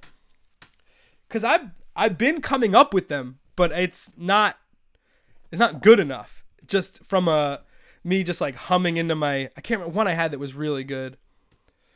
I can't remember now. I think it was Marvin Jones and Me. I've been singing Marvin Jones and Me, Counting Crows, for like 8 weeks. And all last year I was singing Marvin Jones and Me.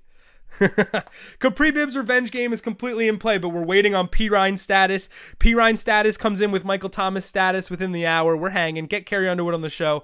I'll just settle for Carrie Underwood's legs on the show. She's an athlete.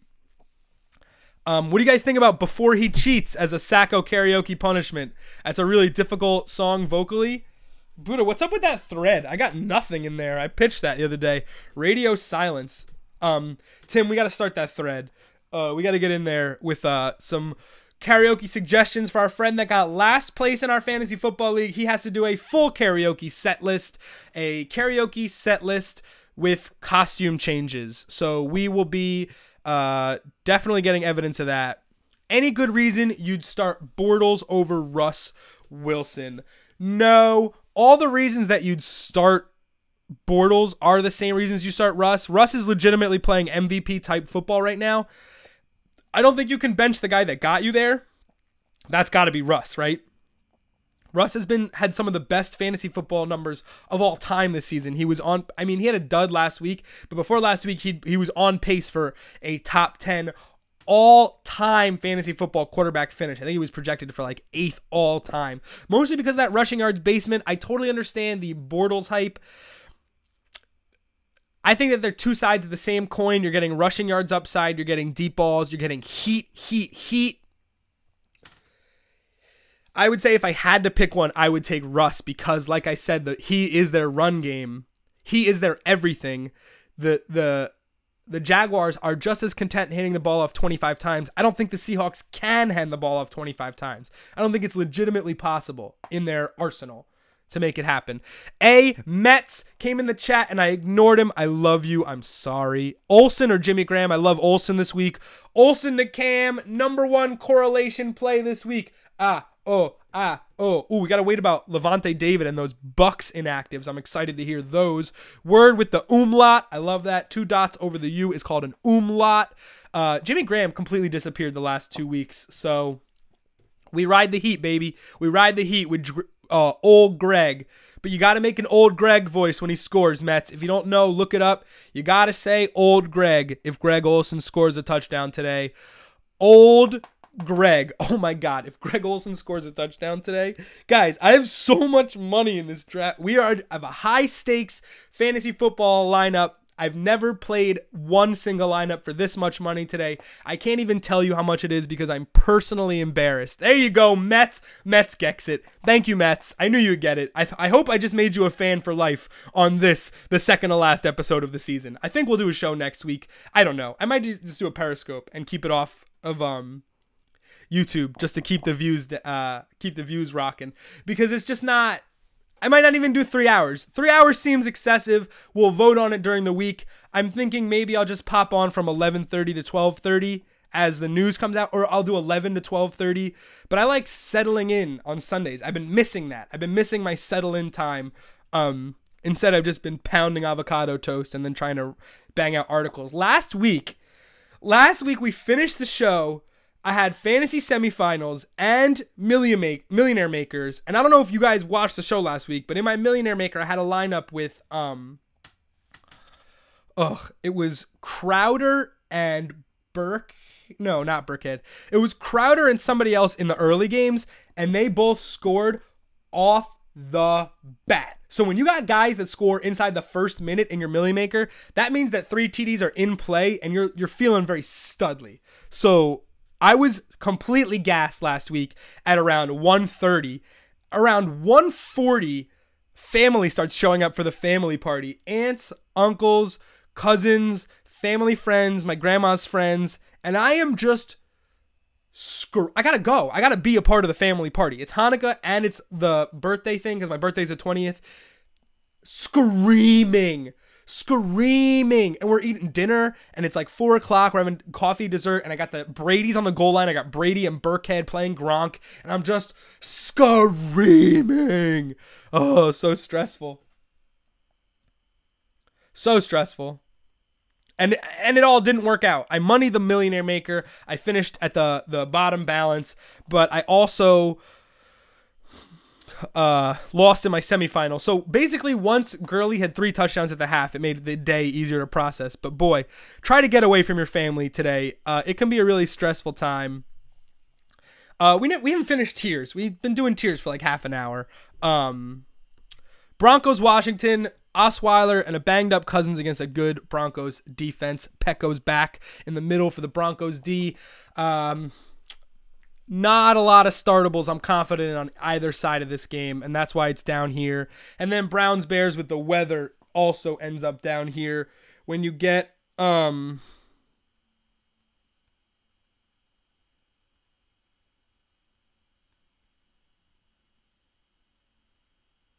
Sorry, we're looking at the. I think it was Gillisley. I think that's what I got mad at a blue check last night. It's gonna snow in Browns Bears, and both teams are garbage on offense, so that's why it's the quintessential tier 4 game. Bad offense, bad weather. See ya. It is high. It is far. Clayton, thank you so much for watching the show. I hope if you're still in the chat, thank you so much for watching. Let me know how today goes. Remember, we are raising banners today, baby. Look up, raise your banner, get that avocado toast, have an omelet, put some peppers in it. It's the Checkdown. All right, guys.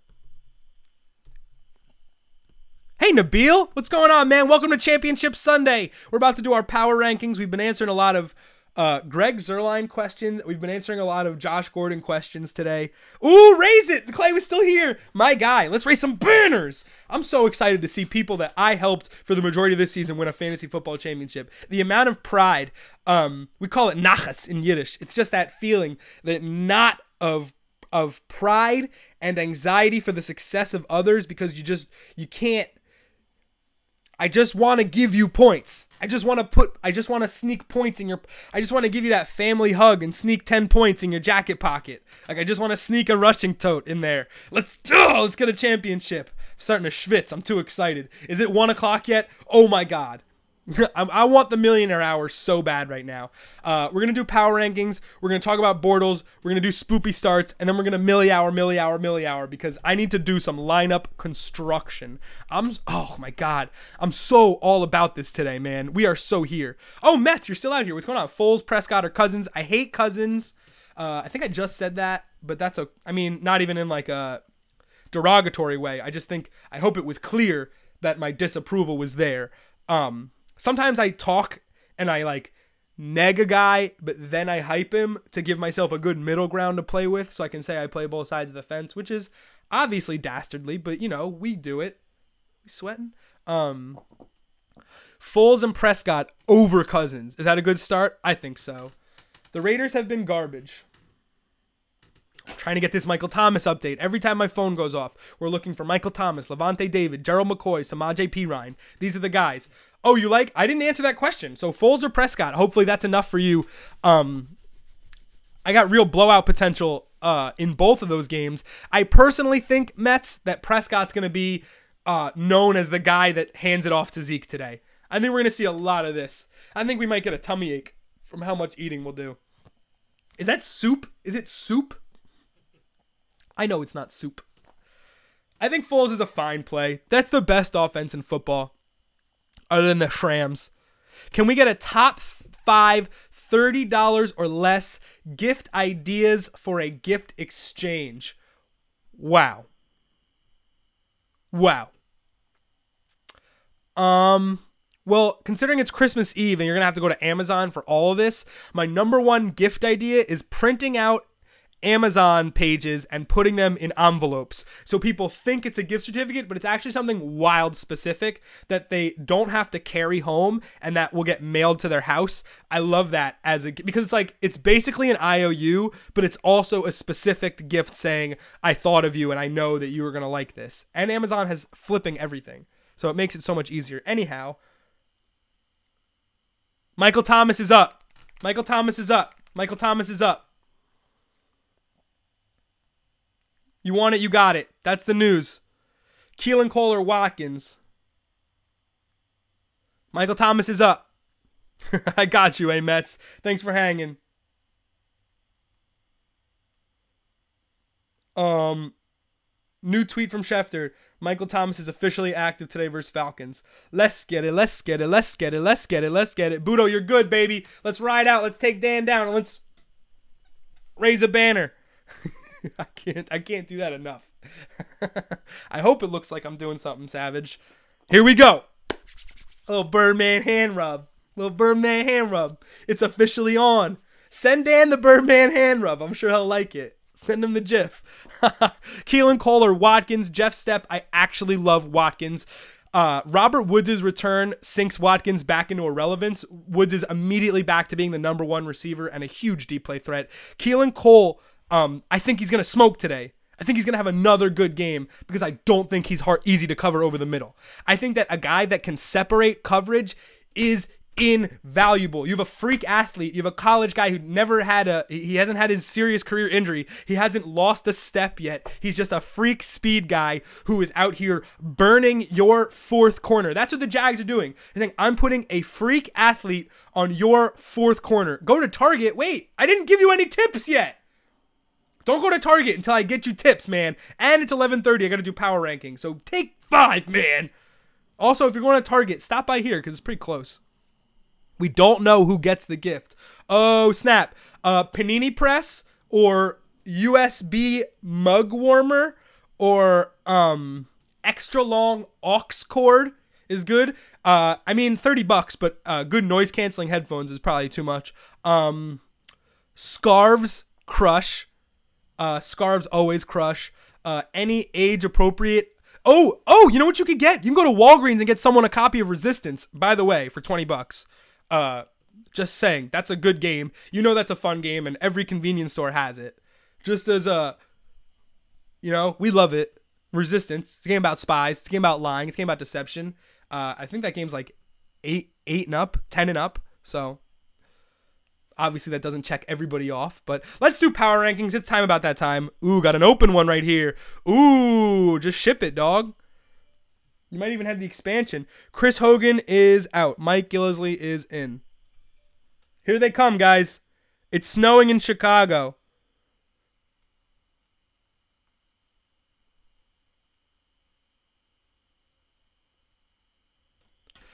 I don't know if that necessarily means a big Jordan Howard game. I'm so not impressed with Jordan Howard. And he's not going to get traction? Cool. Samaje Perine, active. Here we go, baby. Here we go. Fantasy Championship injury reports. The Little Kim. Was that Little Kim clip? Little Kim trying to guard Westbrook?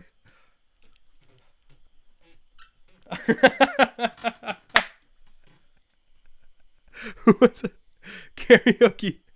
What? Oh, karaoke mic. Tim, that's a really good one. A karaoke mic, Yazo.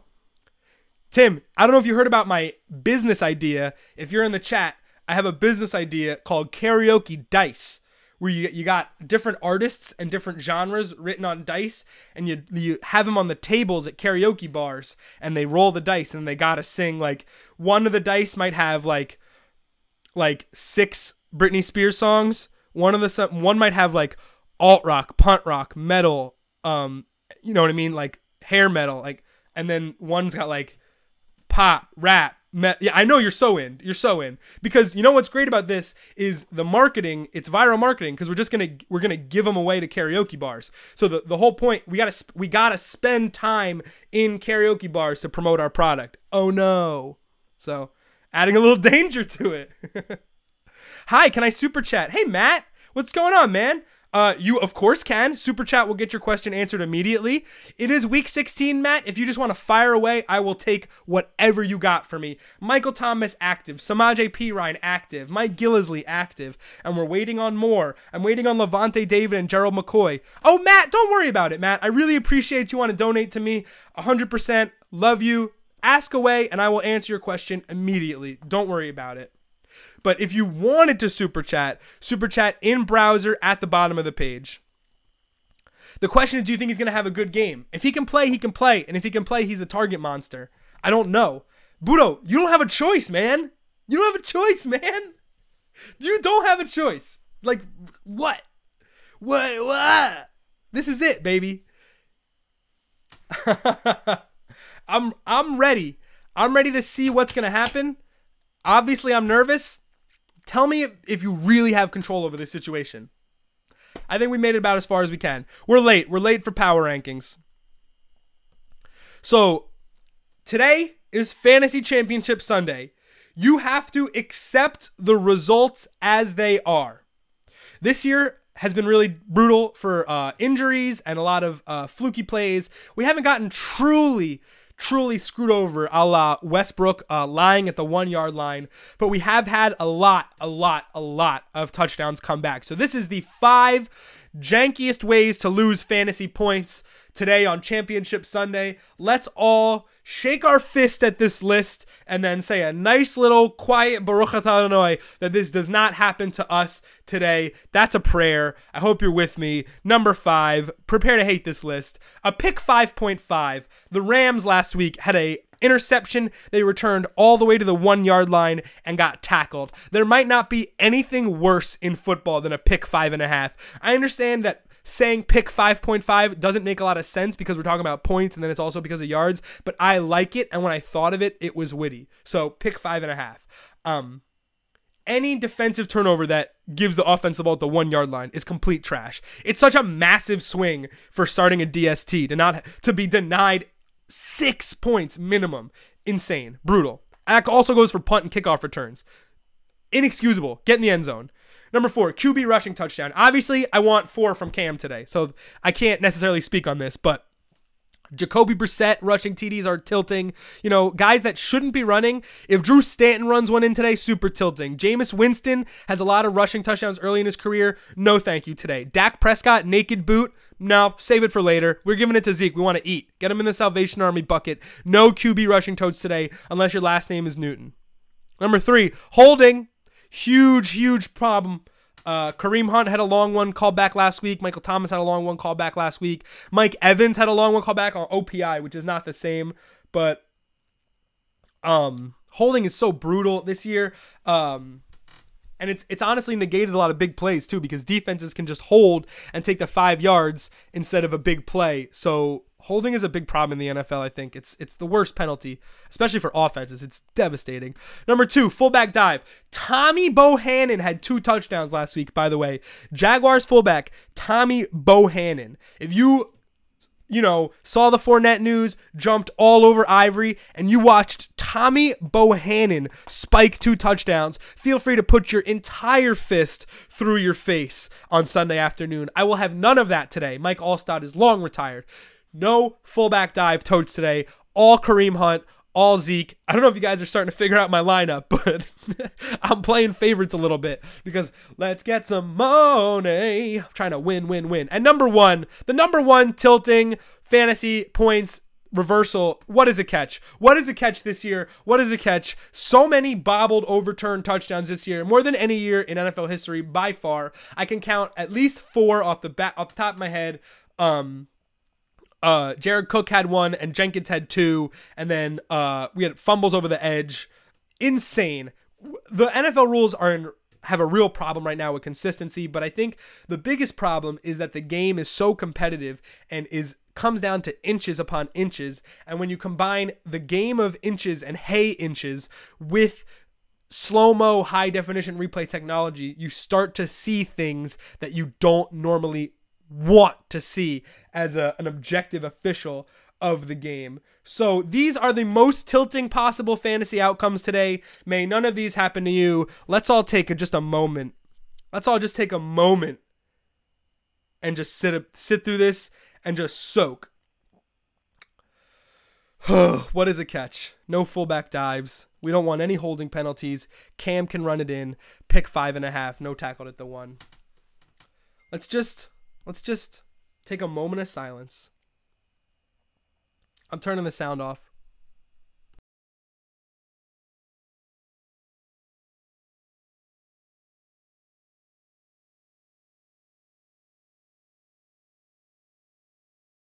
That was a silent prayer. That was completely silent. Nobody heard that.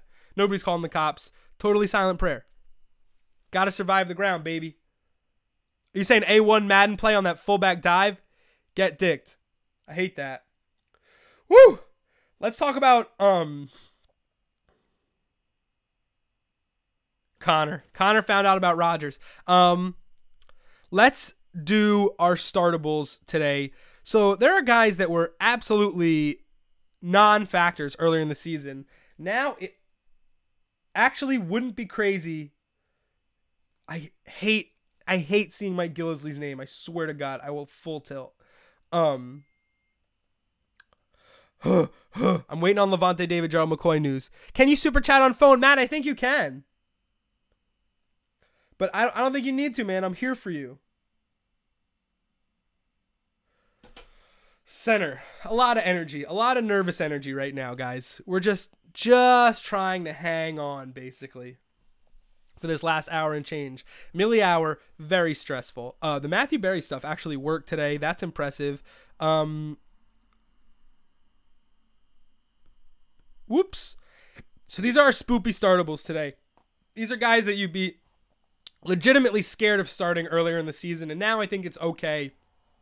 First one is Jameis going against a major pass funnel defense in Carolina today. It's very obvious that the Tampa Bay Buccaneers cannot run the ball at all. And that creates some really interesting opportunities for us, especially when you look at who's missing on their team and who gets the majority of the work. We're definitely looking at a good Mike Evans game. We could even be looking at a Adam Humphries, Chris Godwin outing that is beneficial to us.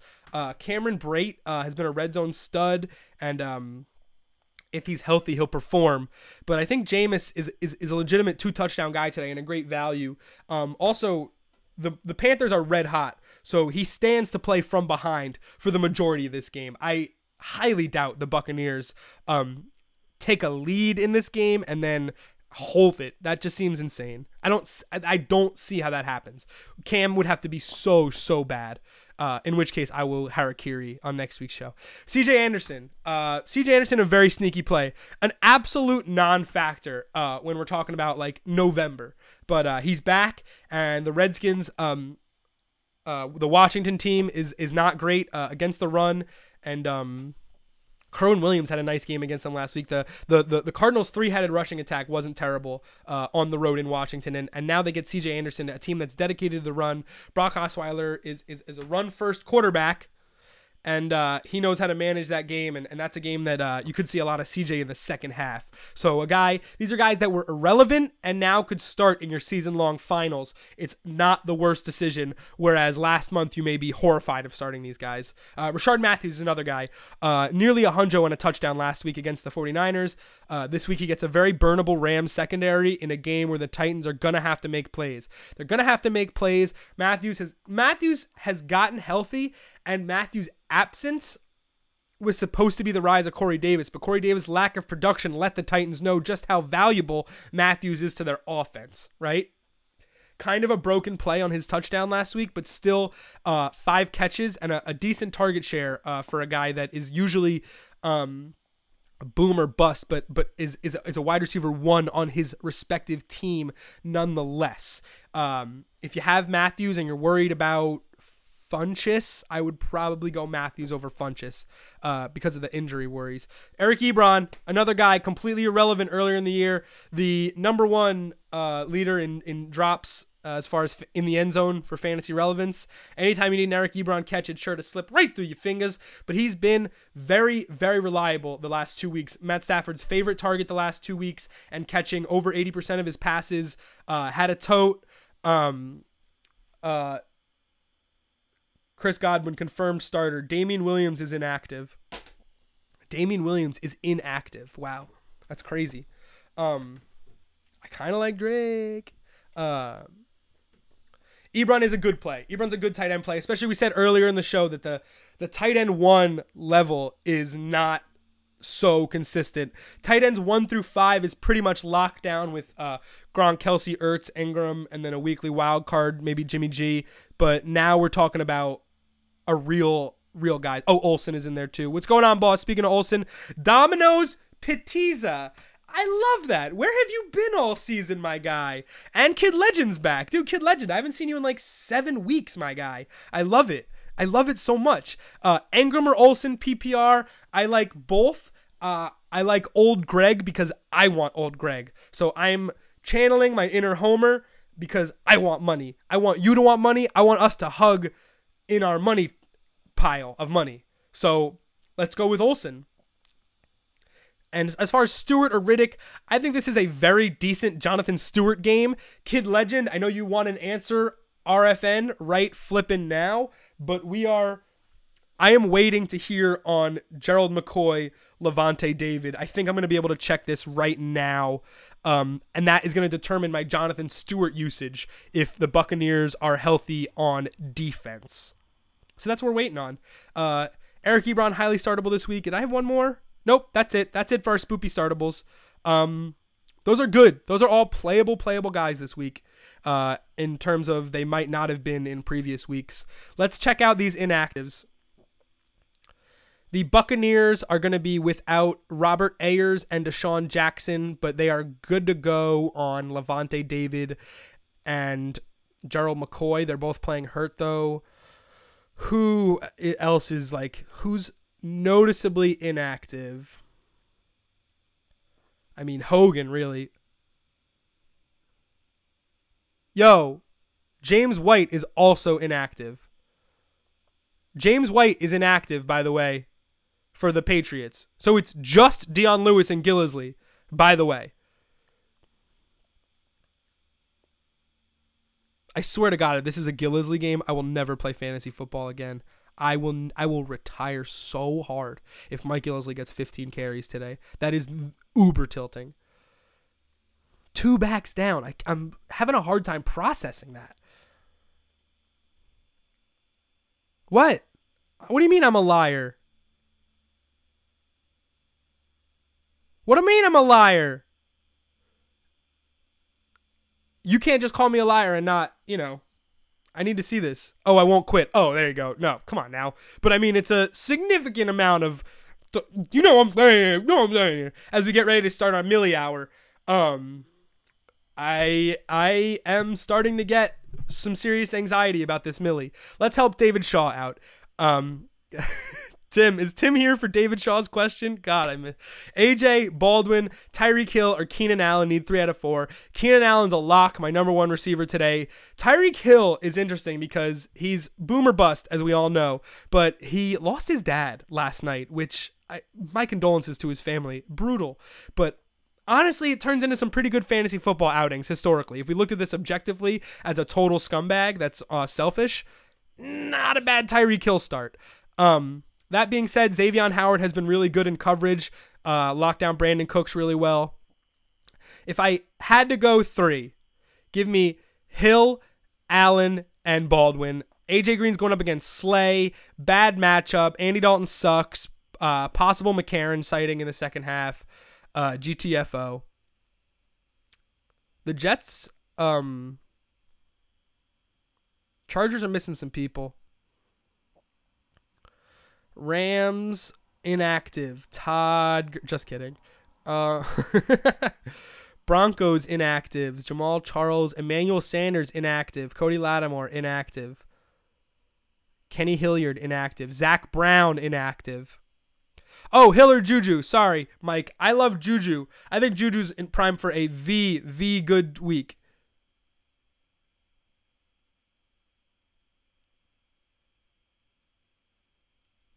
Mike Gillisley. Mike Clay doesn't like Bibbs. I'd avoid this backfield if possible. I like Juju over Hill. I think Juju's more consistent. Juju's more dynamic. As crazy as that is, I think Juju's better with the ball than Tyreek is, which makes it a better decision for me. Tyreek's more of a straight line guy. Juju works the middle of the field about as good as any 20-year-old on the planet. Earlier, Stafford, Bortles, I said that they both have good matchups, but I would stay in the heat over the consistency. Stafford's definitely going to be your basement play. I think he's got over 290 or 2 touchdowns in 10 straight games, but there's literally been nobody better over the last month than Blake Bortles, and his rushing yard upside makes him a tremendous play today. The 49ers are a run funnel. The 49ers don't give up yards on the ground. Blake Bortles is going to have to make plays with his arm and with his legs to get a win today. Or they're gonna get 20 points from their defense. I'm still not really sure how that works, but I feel like with Bortles you have to stay in the flames. Stafford, I understand, but I honestly, I need that injury report again. I need all the inactives.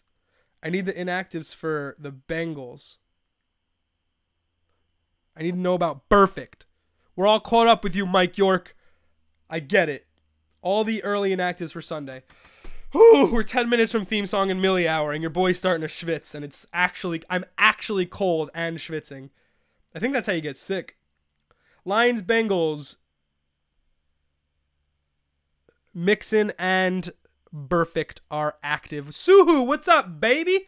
You're here for the Millie hour. We love it. We're just going over our Sunday inactives. Who's in, who's out. Thomas is in. James White is out. Hogan is out. Damian Williams is out. I think that's a big one. I want to give it to you all night, and it's all right. I want to give a boogie booby, so booby. Trey Turner out for the Panthers. That matters. Damn. Still got to go with Cam today. Cam's the heat. Can I explain this thing our owners are complaining about Packers and might have to release Aaron Rodgers? Yeah, so I read the whole article on the show today. Suhu, basically what happened... Yeah, no, you're right. God, Burns, family show. But Suhu, basically, you're not allowed to put a guy on injured reserve a second time if he doesn't have a new injury. So they took Aaron Rodgers off IR for his collarbone. Yeah, Trey Turner's out. And then put Rodgers back on IR for his collarbone. You cannot do that. And if you do that, when the player gets activated the second time, you are obligated to release him. Brutal. So, obviously, that's never going to... Oh, Trey Turner. Nice. Really mature. Postseason scapegoat. Ooh. It's getting awfully close to Millie. I'm starting to get... According to the rule, they have to release him. I mean, yes, but they won't. They won't. There's no way that's actually going to be enforced. Suhu, I know you're like already envisioning what's going to happen, but not. This is like a Trump-Russia thing. Like all the... We say, nothing's going to happen. NFL Network, running out of talent.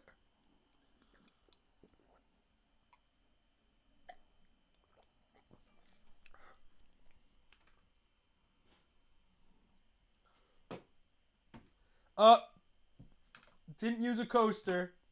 That's going to stain. It's not going to really happen, Suhu.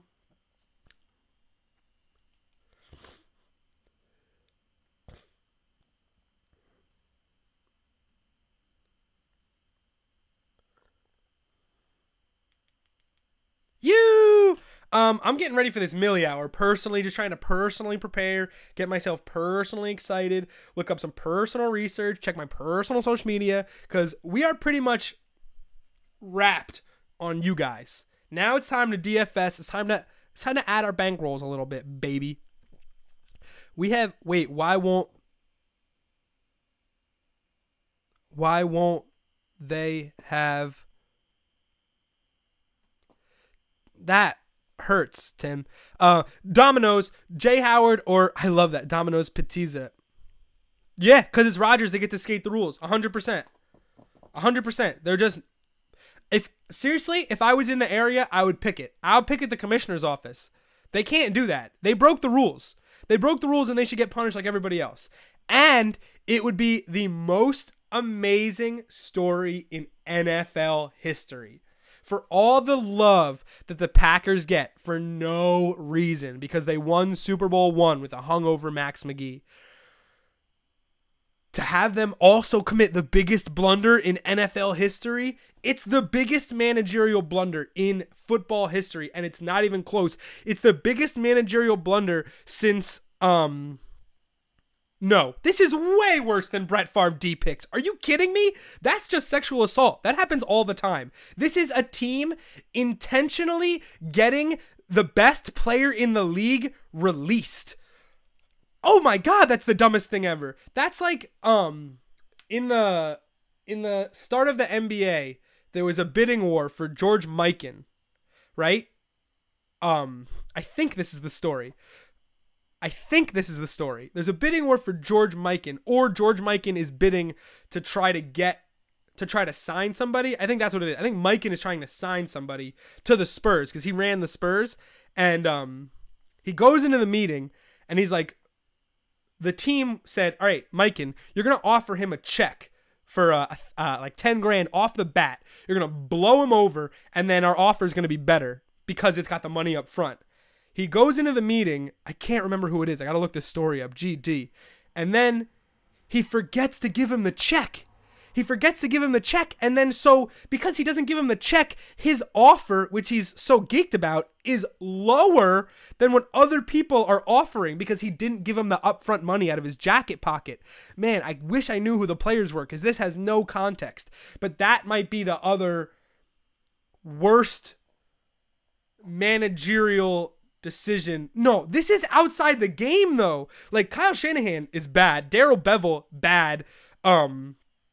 Like Brandon Bostic onside kick, like bad. Like in the game, we've had Don Beebe bad. Like Don Beebe made the play. You know what I mean? But this is outside of football, a massive blunder that literally sets your franchise back years. Oh, the sting. This is like giving Mike Vick $100 million without checking his backyard. That's like almost as bad. Like, hey, Mike, let me just check out your crib. Make sure everything's on the up and up before I hand you the keys to the Atlanta Falcons. Oh, my neck just cracked so hard.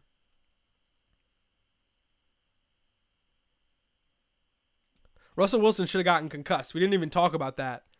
Yeah, check his backyard. Just go on a house tour before you hand him 9 figures. Brett Favre D picks. Get the fuck. It's a family show. Get at like that's worse. GTF. Oh, we're 4 minutes from the Millie Hour. Lineup construction. Oh, definitely like, the more I think about it, the more I like the lesser quarterbacks. Like, I think I might go with Goff in a lineup today. And I think I might go with Alex Smith. But I don't know. I'm not 100% sure. Stafford is also a sneaky good choice. But Bortles and Goff, I think, are the 2 guys that I want to roll with. Because I can get... I think I'm going to easily hit that 6K value. Like, I think I'm going to cruise to it.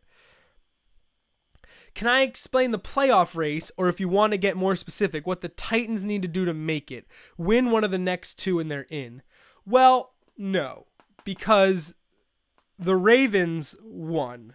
So if the Ravens win next week, I believe they're in, because the Titans have 7 losses and the Ravens have 6 losses. So it's out of the Titans' hands, I believe.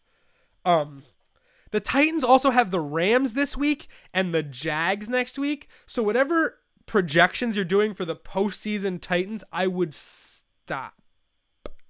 Because the Jags could be playing for a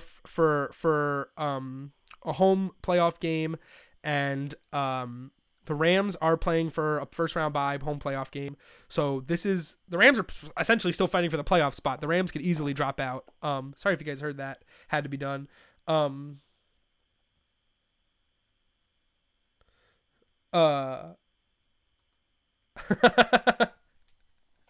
My cousin tuned in for 5 seconds and it had a family show reference. All right, no, you're right. Sorry, Titans are 8-6. I just did this last night.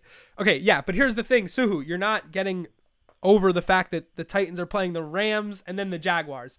Like, nobody has a harder road to the playoffs than the Titans right now, okay? And they just lost to the 49ers. So let's put to bed, like, what the Titans need to do. If the Titans beat the Rams and the Jaguars in back-to-back weeks, it honestly doesn't matter what the records are. They deserve to go to the playoffs. But for me, I think there is a single-digit % chance that we see that happening. The Bills get the I think they get the Dolphins next week. It's almost always division last week of the season. Hey-oh.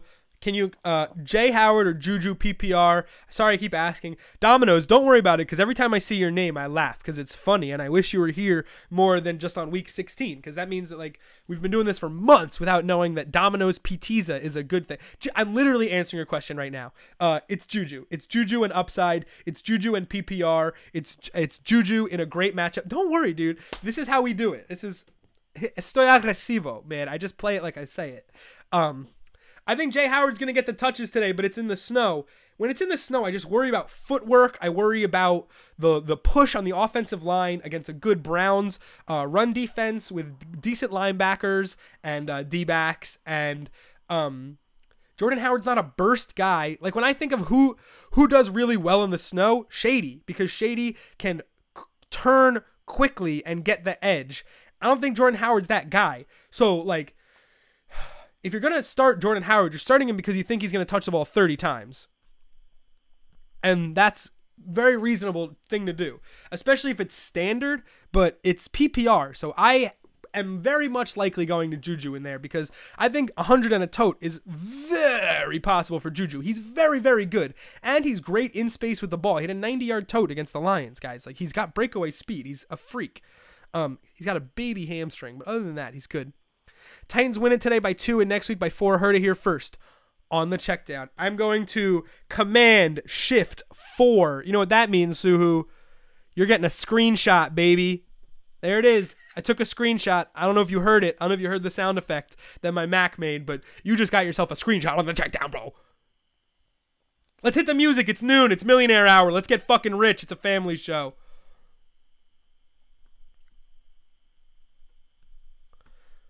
I'm doing 10 push-ups for the millie.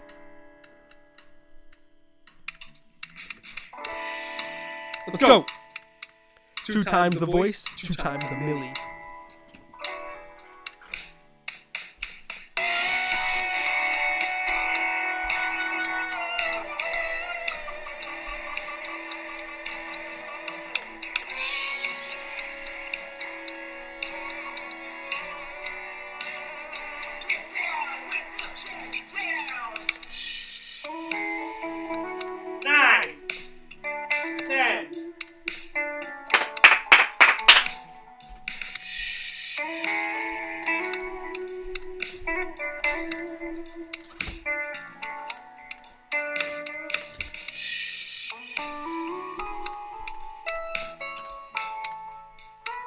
Time about that time, boys and girls. It's so time about that time.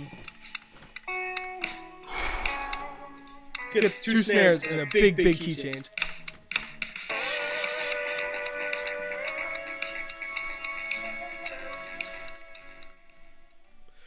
Woo! If you want to download the Checkdown theme song to play while you work out, just let me know and I'll send it to you. Cause that is Fuego. Fuego splash, you sexy mother beeper. All right, I took your screenshot, Suhu. Now it's time for it, baby. It's time for the greatest hour in YouTube show history. Jordan Howard, Jay Ajayi, Kerwin Williams, RB2 PPR. Jordan Howard or Ajayi, and it's not even close. Kerwin Williams is not a factor there. Give me Howard on the workload. Go Howard on the workload. It's snowing, but you got to take the touches. Boom! Here we go. It's a Millie hour. Let's get our decorations up. We're decorated.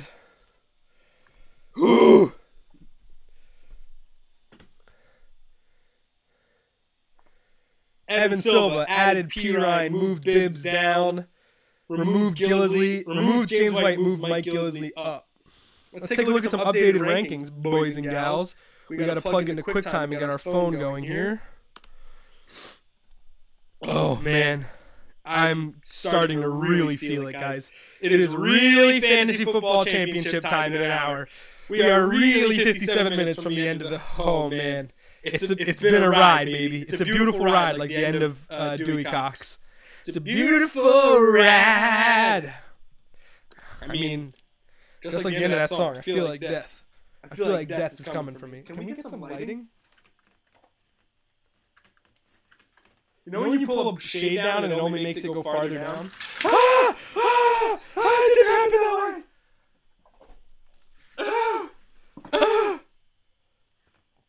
Too much.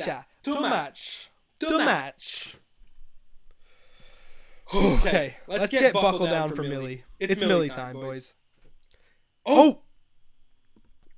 I've been doing double mic for like a full minute. Jesus, Tro. Happy crimin'. Sorry, guys. Crazy echo. Yeah, double mic is to get extra noise on the theme song, but it obviously ruins the way when I talk, and I've been doing it for a minute straight, so, production errors, 16 weeks in a row. We should have zero the counter weeks since production error. That would be profitable. We're going to do some more whiteboard stuff next year. I like what we did with the whiteboard this year, but there's always more time. Here we go. I'm looking at updated rankings on my phone. That's what should show up first.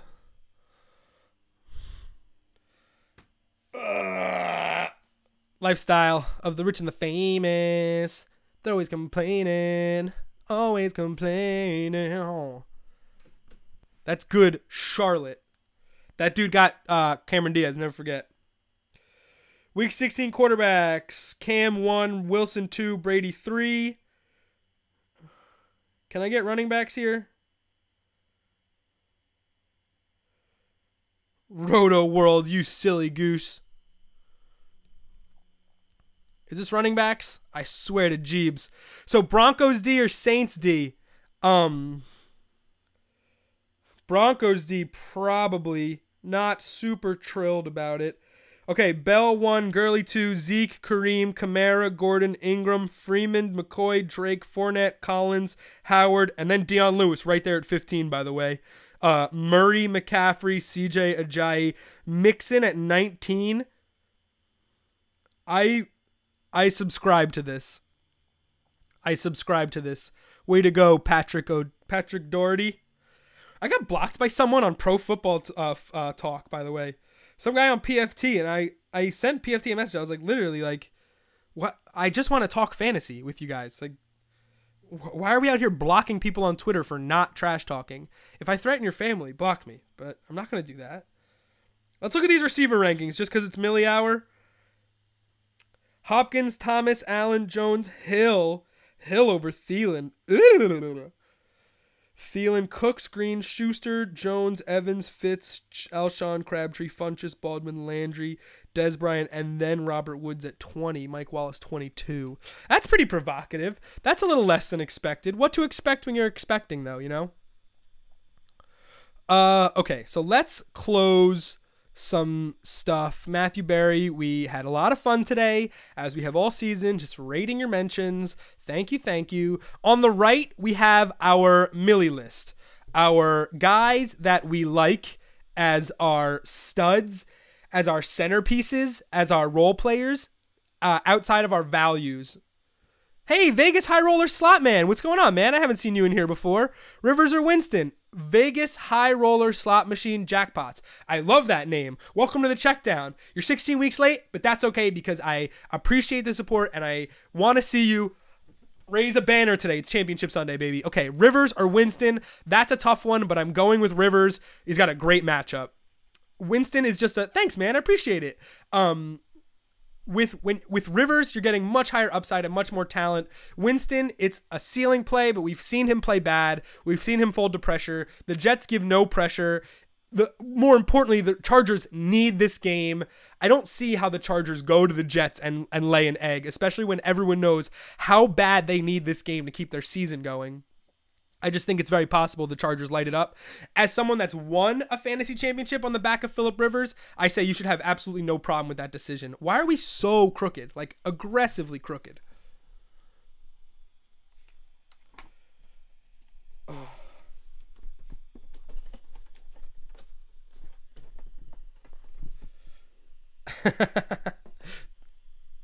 I need a table. If I showed you how we actually made this show happen, furniture-wise, it's honestly disgusting. Upgrading the furniture is like Mando Brando next year. Oh, Vegas, thank you, man. I appreciate it. I would have answered your question right out the gate. We're a little slow today because it's Championship Sunday, and yo, most of the people, they got knocked out because they ain't got it like we got it. Vegas High Roller Slot Machine Jackpots. I'll call you VHSMJ because I feel like that's shorter. Evans, Jeffries, or Pirine, Davis, or Parker. I'm in a dilemma. I can see that. Okay, so let me just confirm that this is Mike Evans, Alshon Jeffrey, Samaje Perine, Mike Davis, and Devontae Parker. Is that right? If that is right, yeah, okay. I'm going to go, and I have to choose one. I'm going to choose Mike Evans. Huge upside this week. And I think that number 2, you should probably go Jeffries. I had no problem with that. Perine, active, not crazy about it. Bibbs, lock for 15 touches.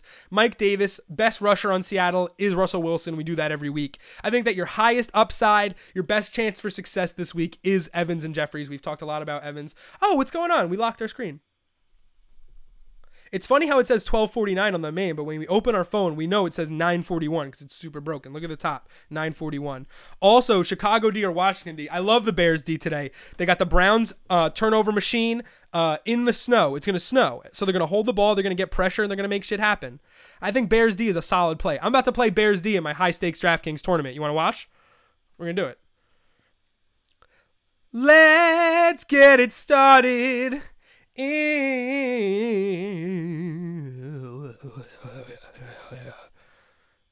Vegas, man. Vegas, if you found out about this show via Twitter, then you got to come back to me later today, Vegas, and you got to tell me you raise that banner, baby, because we're collecting titles today. It's Championship Sunday. I know that you've only been here for 1 week, but we've been climbing this mountain for 15, know what I mean? All right? And it's time to MFGI. Mother flipping get it, okay? So come into me, follow me on Twitter at the Rick Rosen, the Checkdown, and later today, tell me what is up, and let's get some money. Not Twitter, but what's your handle? It's at the Rick Rosen, and it says the Checkdown, the Rick Rosen. It should say it on. Oh, sorry, the scroll has it. Bang. There it is. So now you know. Add me. Let me know. That's awesome. Hey, by the way, Vegas, if you didn't find the show from Twitter, like, how did you find out? How did you get here from the show? Do you search YouTube or Reddit ads?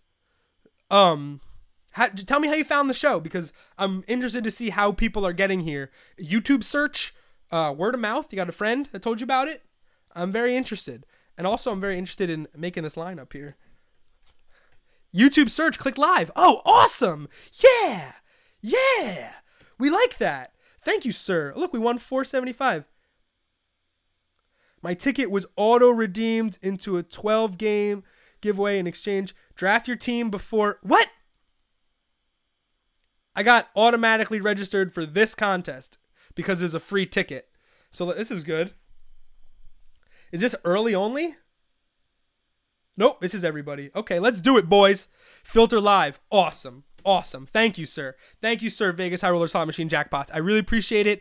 I hope you even if you don't sub, I mean, we're going to do this next year, guaranteed. Season 2 is locked and lit. So I hope I see you, baby, because we're raising banners today. I don't know what this move is. This is kind of like a udder type thing, but it's a one-handed banner raise. All right, quarterback. Obviously, Cam's the number one, but we got to save a little money here. If we go Bortles, we save $300. If we go Goff, we save $700. So let me go Goff Woods because I've been talking about it a ton today. And I also think that it's good value. Thank you. Oh, Vegas, thank you so much. I really appreciate it. Thank you so much. I really hope I see you in other mediums on this vast internet space. And you're taking over the chat. It looks super hype. Let's build this millie. We got 48 minutes until fantasy championship kickoff, and we are in the process of constructing lineups to get rich because the season never ends. I'm in one fantasy. I'm locked in for my fantasy final. Been locked since yesterday, and now this is where I'm trying to devote my knowledge. I got to dump this knowledge, man. I got too much knowledge. Give me Drake and give me, who was the cheap guy? Dion Lewis. Now I got $5,000 each for 4 spots. Go cheap on tight end. Who we like here? Gronk, Olsen, Delaney Walker's good. Let's go Delaney Walker, number 1 target. So cheap right there. I already messed up with starting Murray. Oh, no, that's okay. Murray was the good play, dude. Murray had top 10 of value. Dude, you should see Matthew Berry's Twitter, Vegas. He was getting murdered last night. I use Matthew Berry's Twitter to promote. People ask him for questions, and I direct them to my show. He said Thielen was a must start. Murray was a must start. Rudolph was a must start. And he got buried, man. Yesterday, the high scorer in 2 games was T.Y. Hilton with 19 points. He had 100 yards.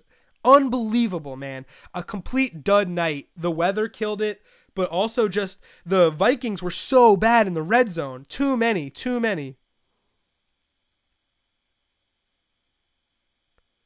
Your dad is a bit much? My dad should probably end the show at 12:45.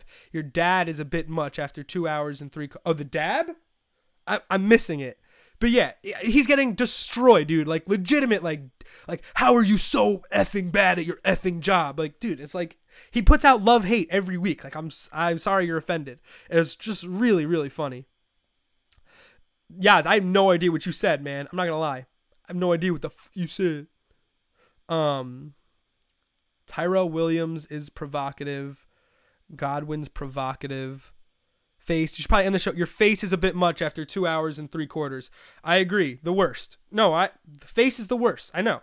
You can't fix this, man. But, you know, put the screen down. That's why most of the screen is other stuff, visual elements. I'm getting red, too. I need a haircut. Oh, jeez. Scrolling. Tell me when to stop. I can spend 5-3, so I save money by going anyone here and below. You know, Sanders is out. I'm not thinking about it. Keelan Cole.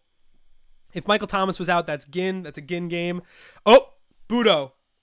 I believe in you, man. I'm going to be checking in on your score today. Good luck. Let's get some Michael Thomas action. Hey, man. Either way, it's been a hell of a season, and we cashed out. And you had a great season in the picks pool. Don't think I didn't see that. You had a great season in the picks pool. A lot to be proud of, Budo. And let's get this MALLY. I know. I want to be chilling by 1. I also have to do playoff bracket post by 2:30. Like, I don't have ish to do. I got half a Taylor ham, egg, and cheese. I'm trying to blend and I'm just trying to inject 500 cc's of Taylor ham, egg, and cheese straight into my ulnar nerve. I wanted to say ulnar, and lumbar kept coming to the front. My lumbar. Just put 50 cc's of Taylor ham, egg, and cheese into my lumbar because that is science. But maybe we'll get 2 players here for 11-2. Is that effing cray? I keep forgetting we're not in love anymore. I keep forgetting. Oh, what if we went cheap tight end at flex? What if we went tight end at flex? Give me Jarvis Landry here. 49. I already have a 49. Ooh, Jimmy Graham. Tyrell Williams is a good one, too. Tyrell Williams is a spicy play.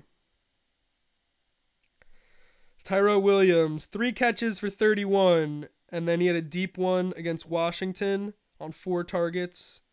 Hunter Henry goes out. He sees high in targets.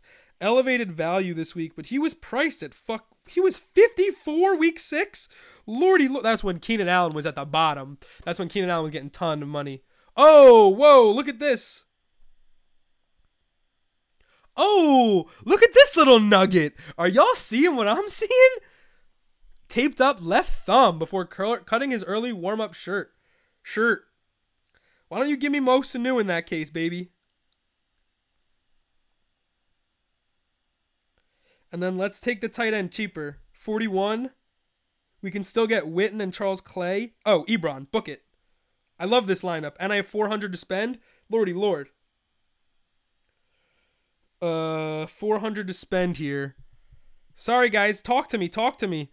Anything you want, I'll investigate in this lineup. I can go Evans over Landry. I got a lot of options here. What if I go Jordan Howard? Can I do that? No, but I can go McCaffrey. Goff, Drake, McCaffrey. Huge PPR upside. Too much Dolphins. Too many Dolphins. But Landry's so matchup proof. Any other receivers here that we like? Yeah, we like Doug Baldwin, ABV. Baldwin, 1 catch for 6 yards last week. You guys like that? Who was priced at 54 against Jacksonville, and he had 1 long tote. Other than that, he's been really expensive and really not productive. I don't think he's ever made value this season. 10 for 105 on 15 targets. He made value. Get out of here. 12:20, baby. We might cut a little early because it is Championship Sunday. And I do have to get moves made. I got to make some money moves, baby. But this lineup is everything to me right now. Don't like CMC, and I don't like Baldwin. I just like my Goff stack and my Kenyon Drake and my Ebron and my Sanu and my Bears. But if I don't go Drake and I do go Landry, then I can get a lot of different guys. I can go J-Howe for 1 step down. J-Howe and Freeman. Save 300 and go Melgo. Can I save 300 somewhere? I like Woods.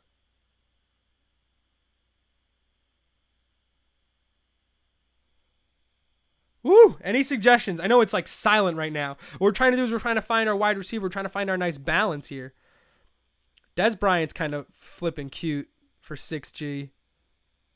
Let's go with it. Des Bryant, physical corners, game they need. At home. Zeke back. Single coverage. Positive. We're looking at games. We're looking at correlation plays. So the only correlation play we have on here is Bears D and Jordan Howard. It's a positive correlation play. And that entry's done.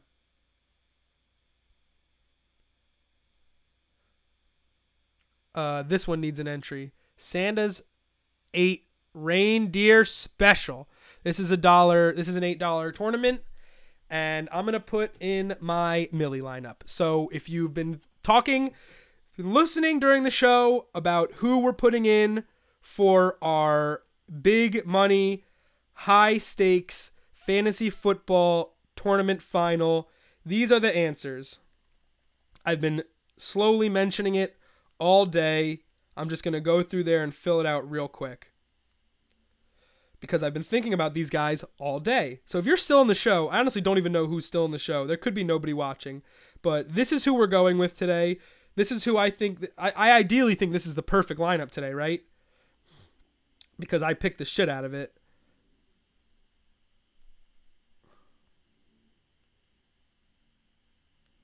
Boom. Every dollar saved. Cam, Hunt, Zeke. Wow. Carl, you made it to the championship. Way to go, man. Today on the Checkdown, we're All about raising those banners and getting some titles. So welcome. We got 40-something minutes left. I'm doing some DraftKings right now. We're building. And anytime you have a question, hit me up. Chargers D, what about him? What about him? Suhu, what about him? They're missing their best D tackle. They're missing their best linebacker. What about him? Let's do a pick'em. I love pick'em. I think pick'em is fun. Let's do a pick'em. Let's do a draft on draft. We DL have, 25 minutes here. Rams D did shut down the Seahawks, but my biggest issue with the Rams D, Carl, is the way the Rams play the run. The Rams are more vulnerable against the run than against the pass. They're a run-funnel defense, and that is exactly what the Titans want to do.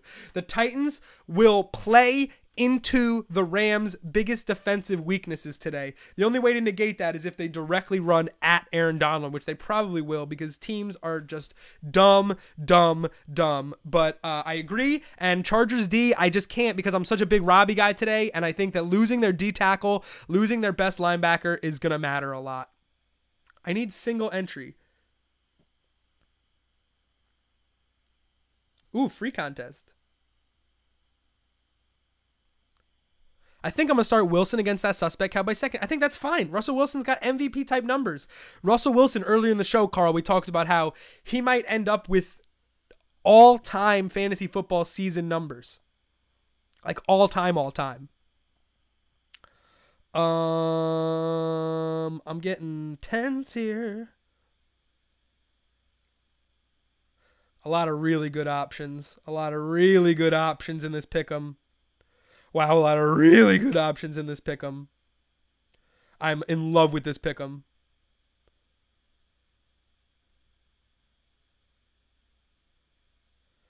J. Howe, why not? Or Evans maybe, but J. Howe, we're going to go with it because of the snow. We're going to buy into it.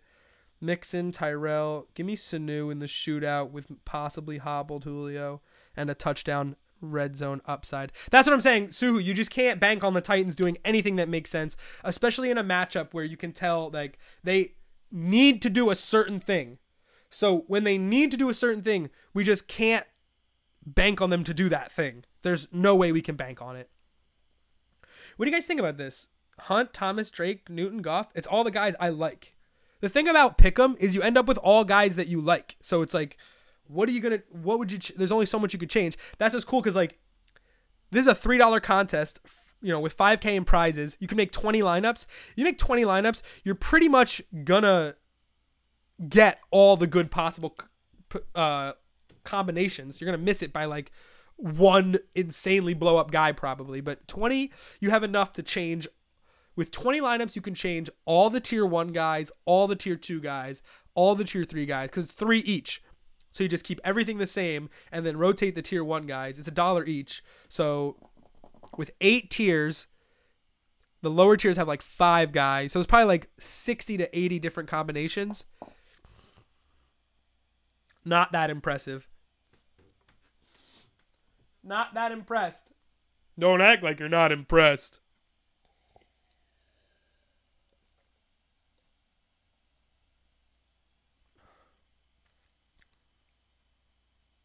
Carl, what? Carl, where are you playing fantasy football that Gurley was on waivers? Gurley was the 4th overall running back, my guy. Where are you playing fantasy football? And do you have a spot next year where Todd Gurley's on the waiver wire? I want in that league, and I want to play for a lot of money. That's ridiculous. I'm so mad at that.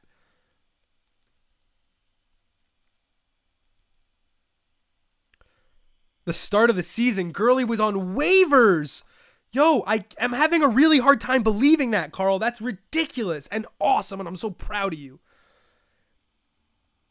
I need single entry, early only. 2 entry max. Ooh, single entry.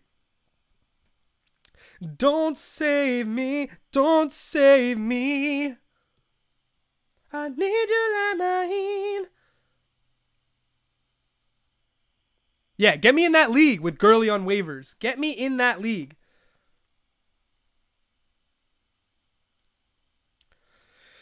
I'm getting as close to my Millie lineup as I can with the... I know people thought about last season, but he was still a first-round pick. For anyone to be not drafting him or dropping him, yeah, Carl, but oh my God. That year, last year, was the year he was on the magazines. He was the magazine guy.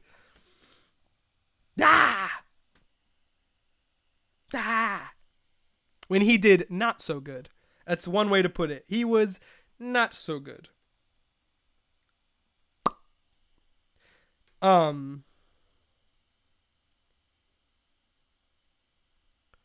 Yeah, it's real.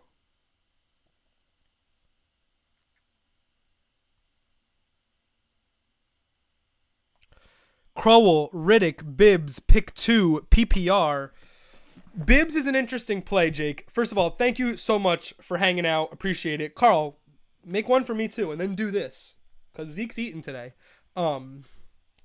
Bibbs is interesting. I don't see Bibbs getting more than 15 touches, Jake, so we're going to have to cap his usage. But, like, I see him being Chris Thompson in that offense, and Chris Thompson was the reason that offense was firing off. So I think Bibbs can be successful.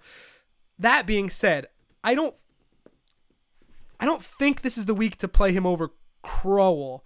Riddick is an interesting opportunity because Burfict is back for the Bengals, and the Lions suck at running the ball. But Riddick's the PPR guy. So it's really just about upside. I think Bibbs is higher upside than Reddick. I think Reddick is lower basement of the three. I think Crowell should be in there. I think Crowell should be on the list. Whew. Brutal, man. We're finishing strong here. We're just trying to fill out. This is an early lineups, early window only lineup. Trying to center myself, trying to compose for the day ahead.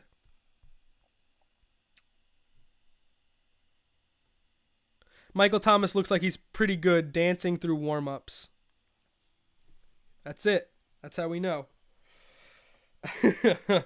All right, I got $5,500 to spend on a receiver and a flex. Crowell and Bibbs, I think so. I think that's a high upside. I mean, Jake, you got to understand what a risk taking Bibbs is. Bibbs against Denver's defense, but you're looking at a guy who also will not touch the ball 20 times. 0% chance. Pirine is active. So this is a you call, a ceiling call. I'm telling you exactly what I know. That Capri Bibbs is electric. He's got a revenge game, and he's only going to get 12 to 15 touches. So you gotta just compile those and make your best decision.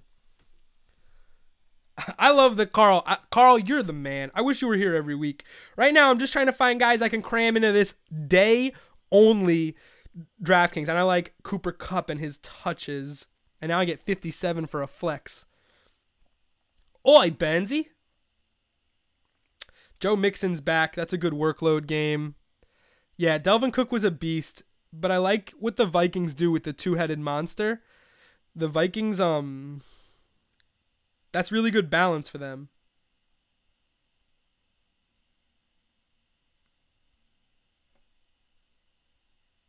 All right, I'm spending too much money here. Let's get this free contest. Ooh, Millionaire Special Satellite. Contest full. Millionaire Special Satellite.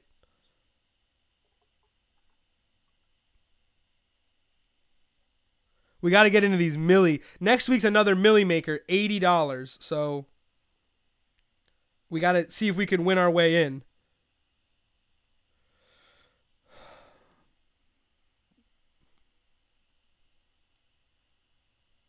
We got Camelot. We got Camelot.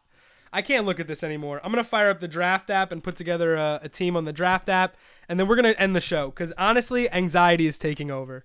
I need to get out of the chair, and I need to get in my car, and I need to settle in for these games because destiny's upon us, boys and girls. Destiny is upon us.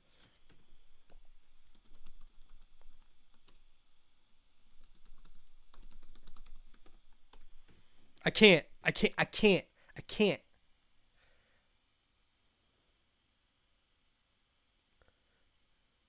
Bills, you getting it done? Bills, you got it up. Hey, I heard through the Twitter grapevine that you're picking.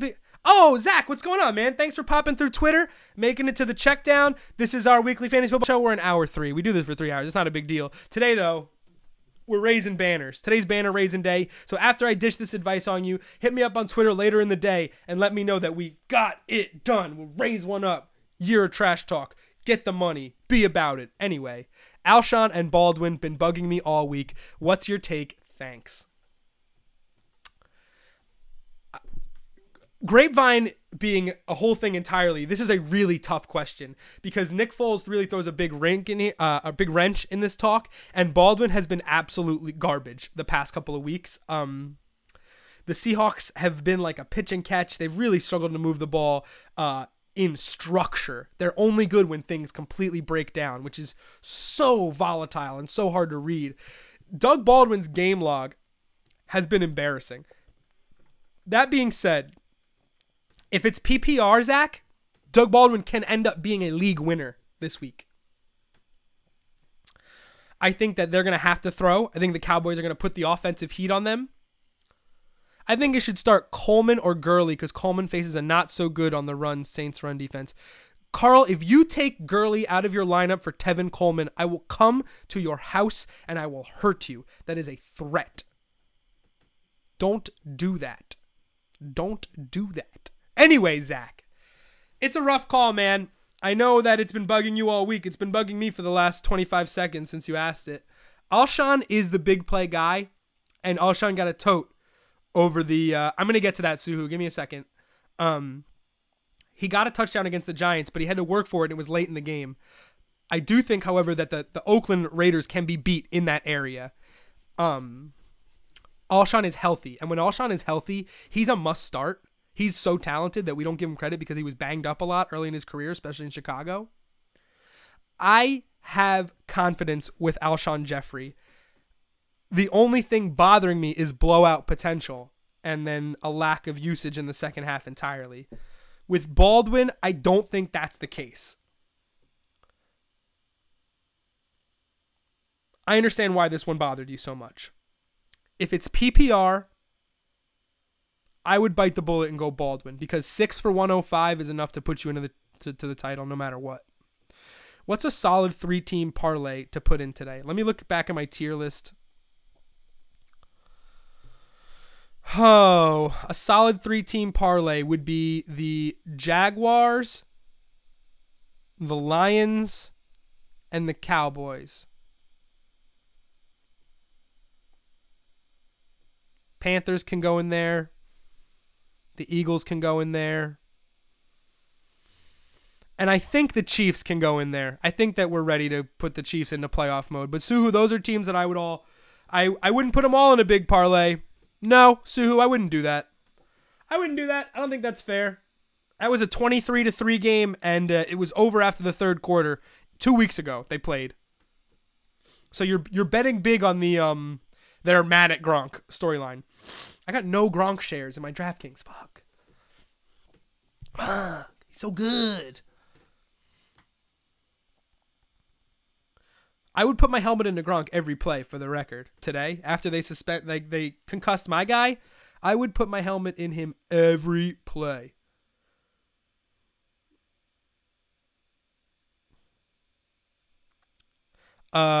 Chicago defense is a good play. Julio Jones just caught a deep pass from Matt Ryan in warmups. Doesn't seem like the thumb injury affected him all on that catch. If you say so.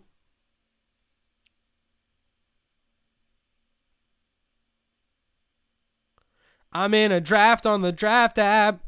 Browns on the money line against the Bears. Suhu, who do you give your money to? UNICEF? Stop donating money. What are you doing? The Browns money line? Dude, you're embarrassing yourself on the check down. Everybody's watching you say that. If I were the Bills coach, yeah, we'd be bound. We'd have Carl, you would be very surprised if we didn't have multiple bounties out today. Multiple Gronk bounties. Hugh has 2 wins, both on Christmas Eve. So if you're really bringing the he's due defense to my game, like, dude, do you? You asked for my picks, and then you refuted them with bad picks. You asked. I would not bet on the Bills 11.5, and I would not bet on the Browns money line. It's snowing. He's going to have that upside, but it's so not worth it. Shit. 15 seconds left.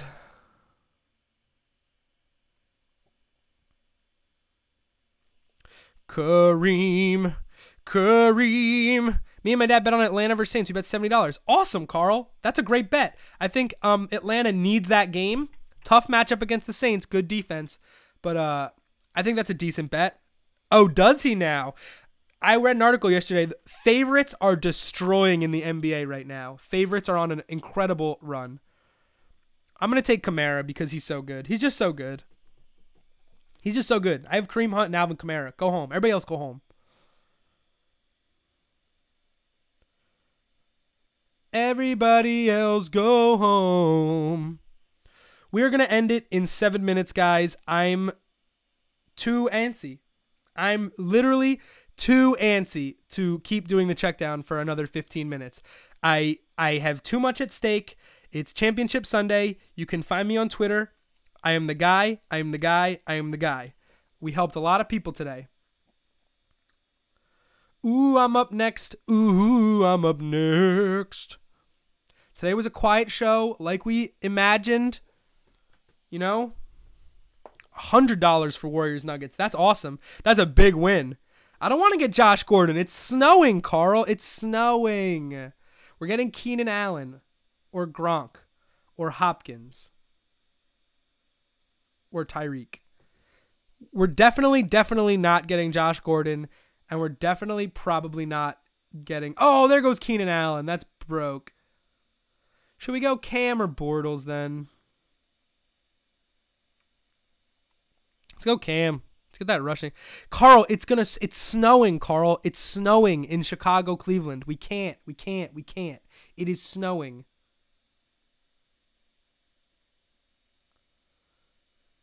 Oh, I like Bobby Woods. It's Millie time, boys.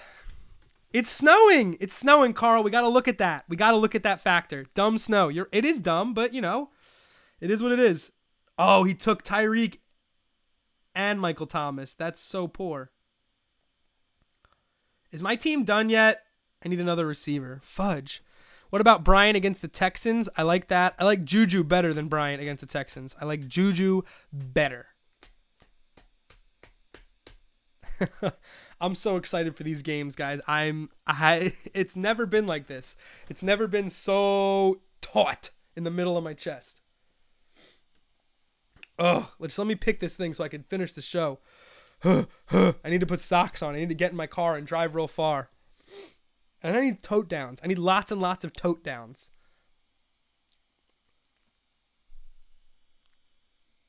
I'm giddy. I'm giddy with fantasy excitement today. Nothing has the aura of Championship Sunday, and I'm so happy that I got to spend it with you guys on the show, picking our lineups, evaluating the matchups. It's been a crazy, crazy ride, and I know I need a haircut. None of those are good. They face good defenses. I know. Zeke still on the board. So shitty. But Hopkins is matchup proof. Landry's matchup proof. Oh, Travis Kelce. And Juju. Juju's so good.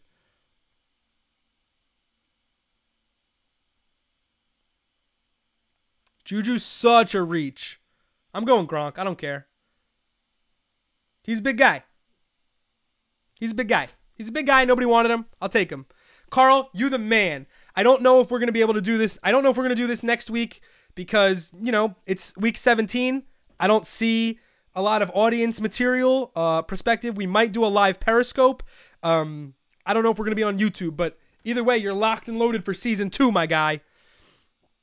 Mike Evans is not the only player. I have Chris Godwin in my $1,500 fantasy football lineup today. The entry fee was over $1,000, and I've put it on Chris fucking Godwin. It's a family show, but don't you dare think that Mike Evans is the only guy, because Chris Godwin is about to have a day and a half. Can I make my mouth bigger? All right? I'm willing this into existence here.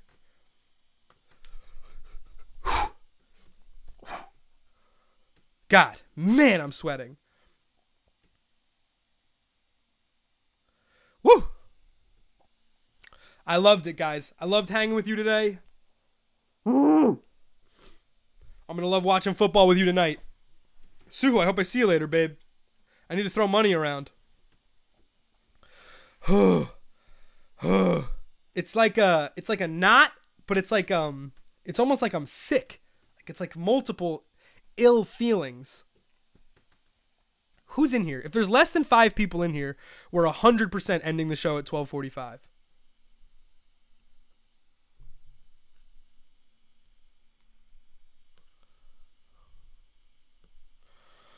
Whew.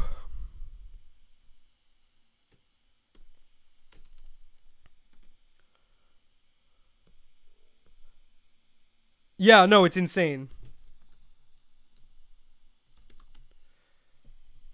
If you're in a $1,000 league, I love that. Like, I don't even, I'm trying to get there. I'm trying to work my way up to that.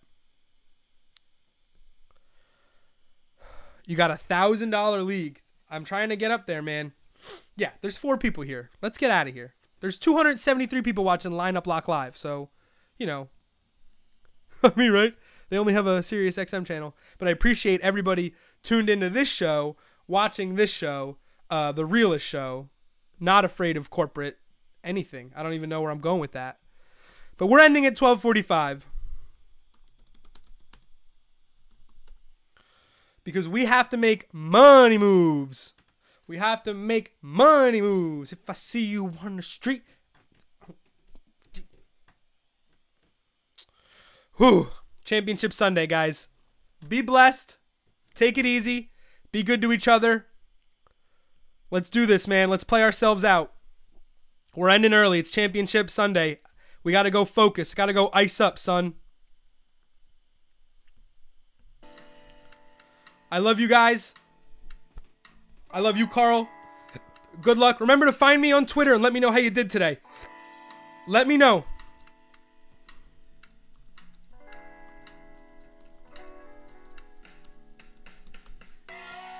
This is the Checkdown, baby. 16 weeks strong. Heavy.com's fantasy football podcast. Solo. 3 hours. Live. You dig?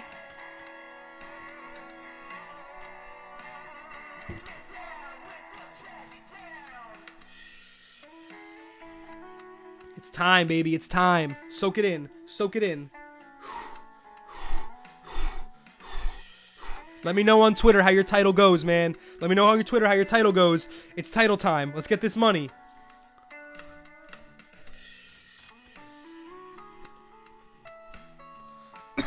I'm so tired. I'm ready. Carl, get out of here. Go Falcons, right? Week 16, I'm soaking it in.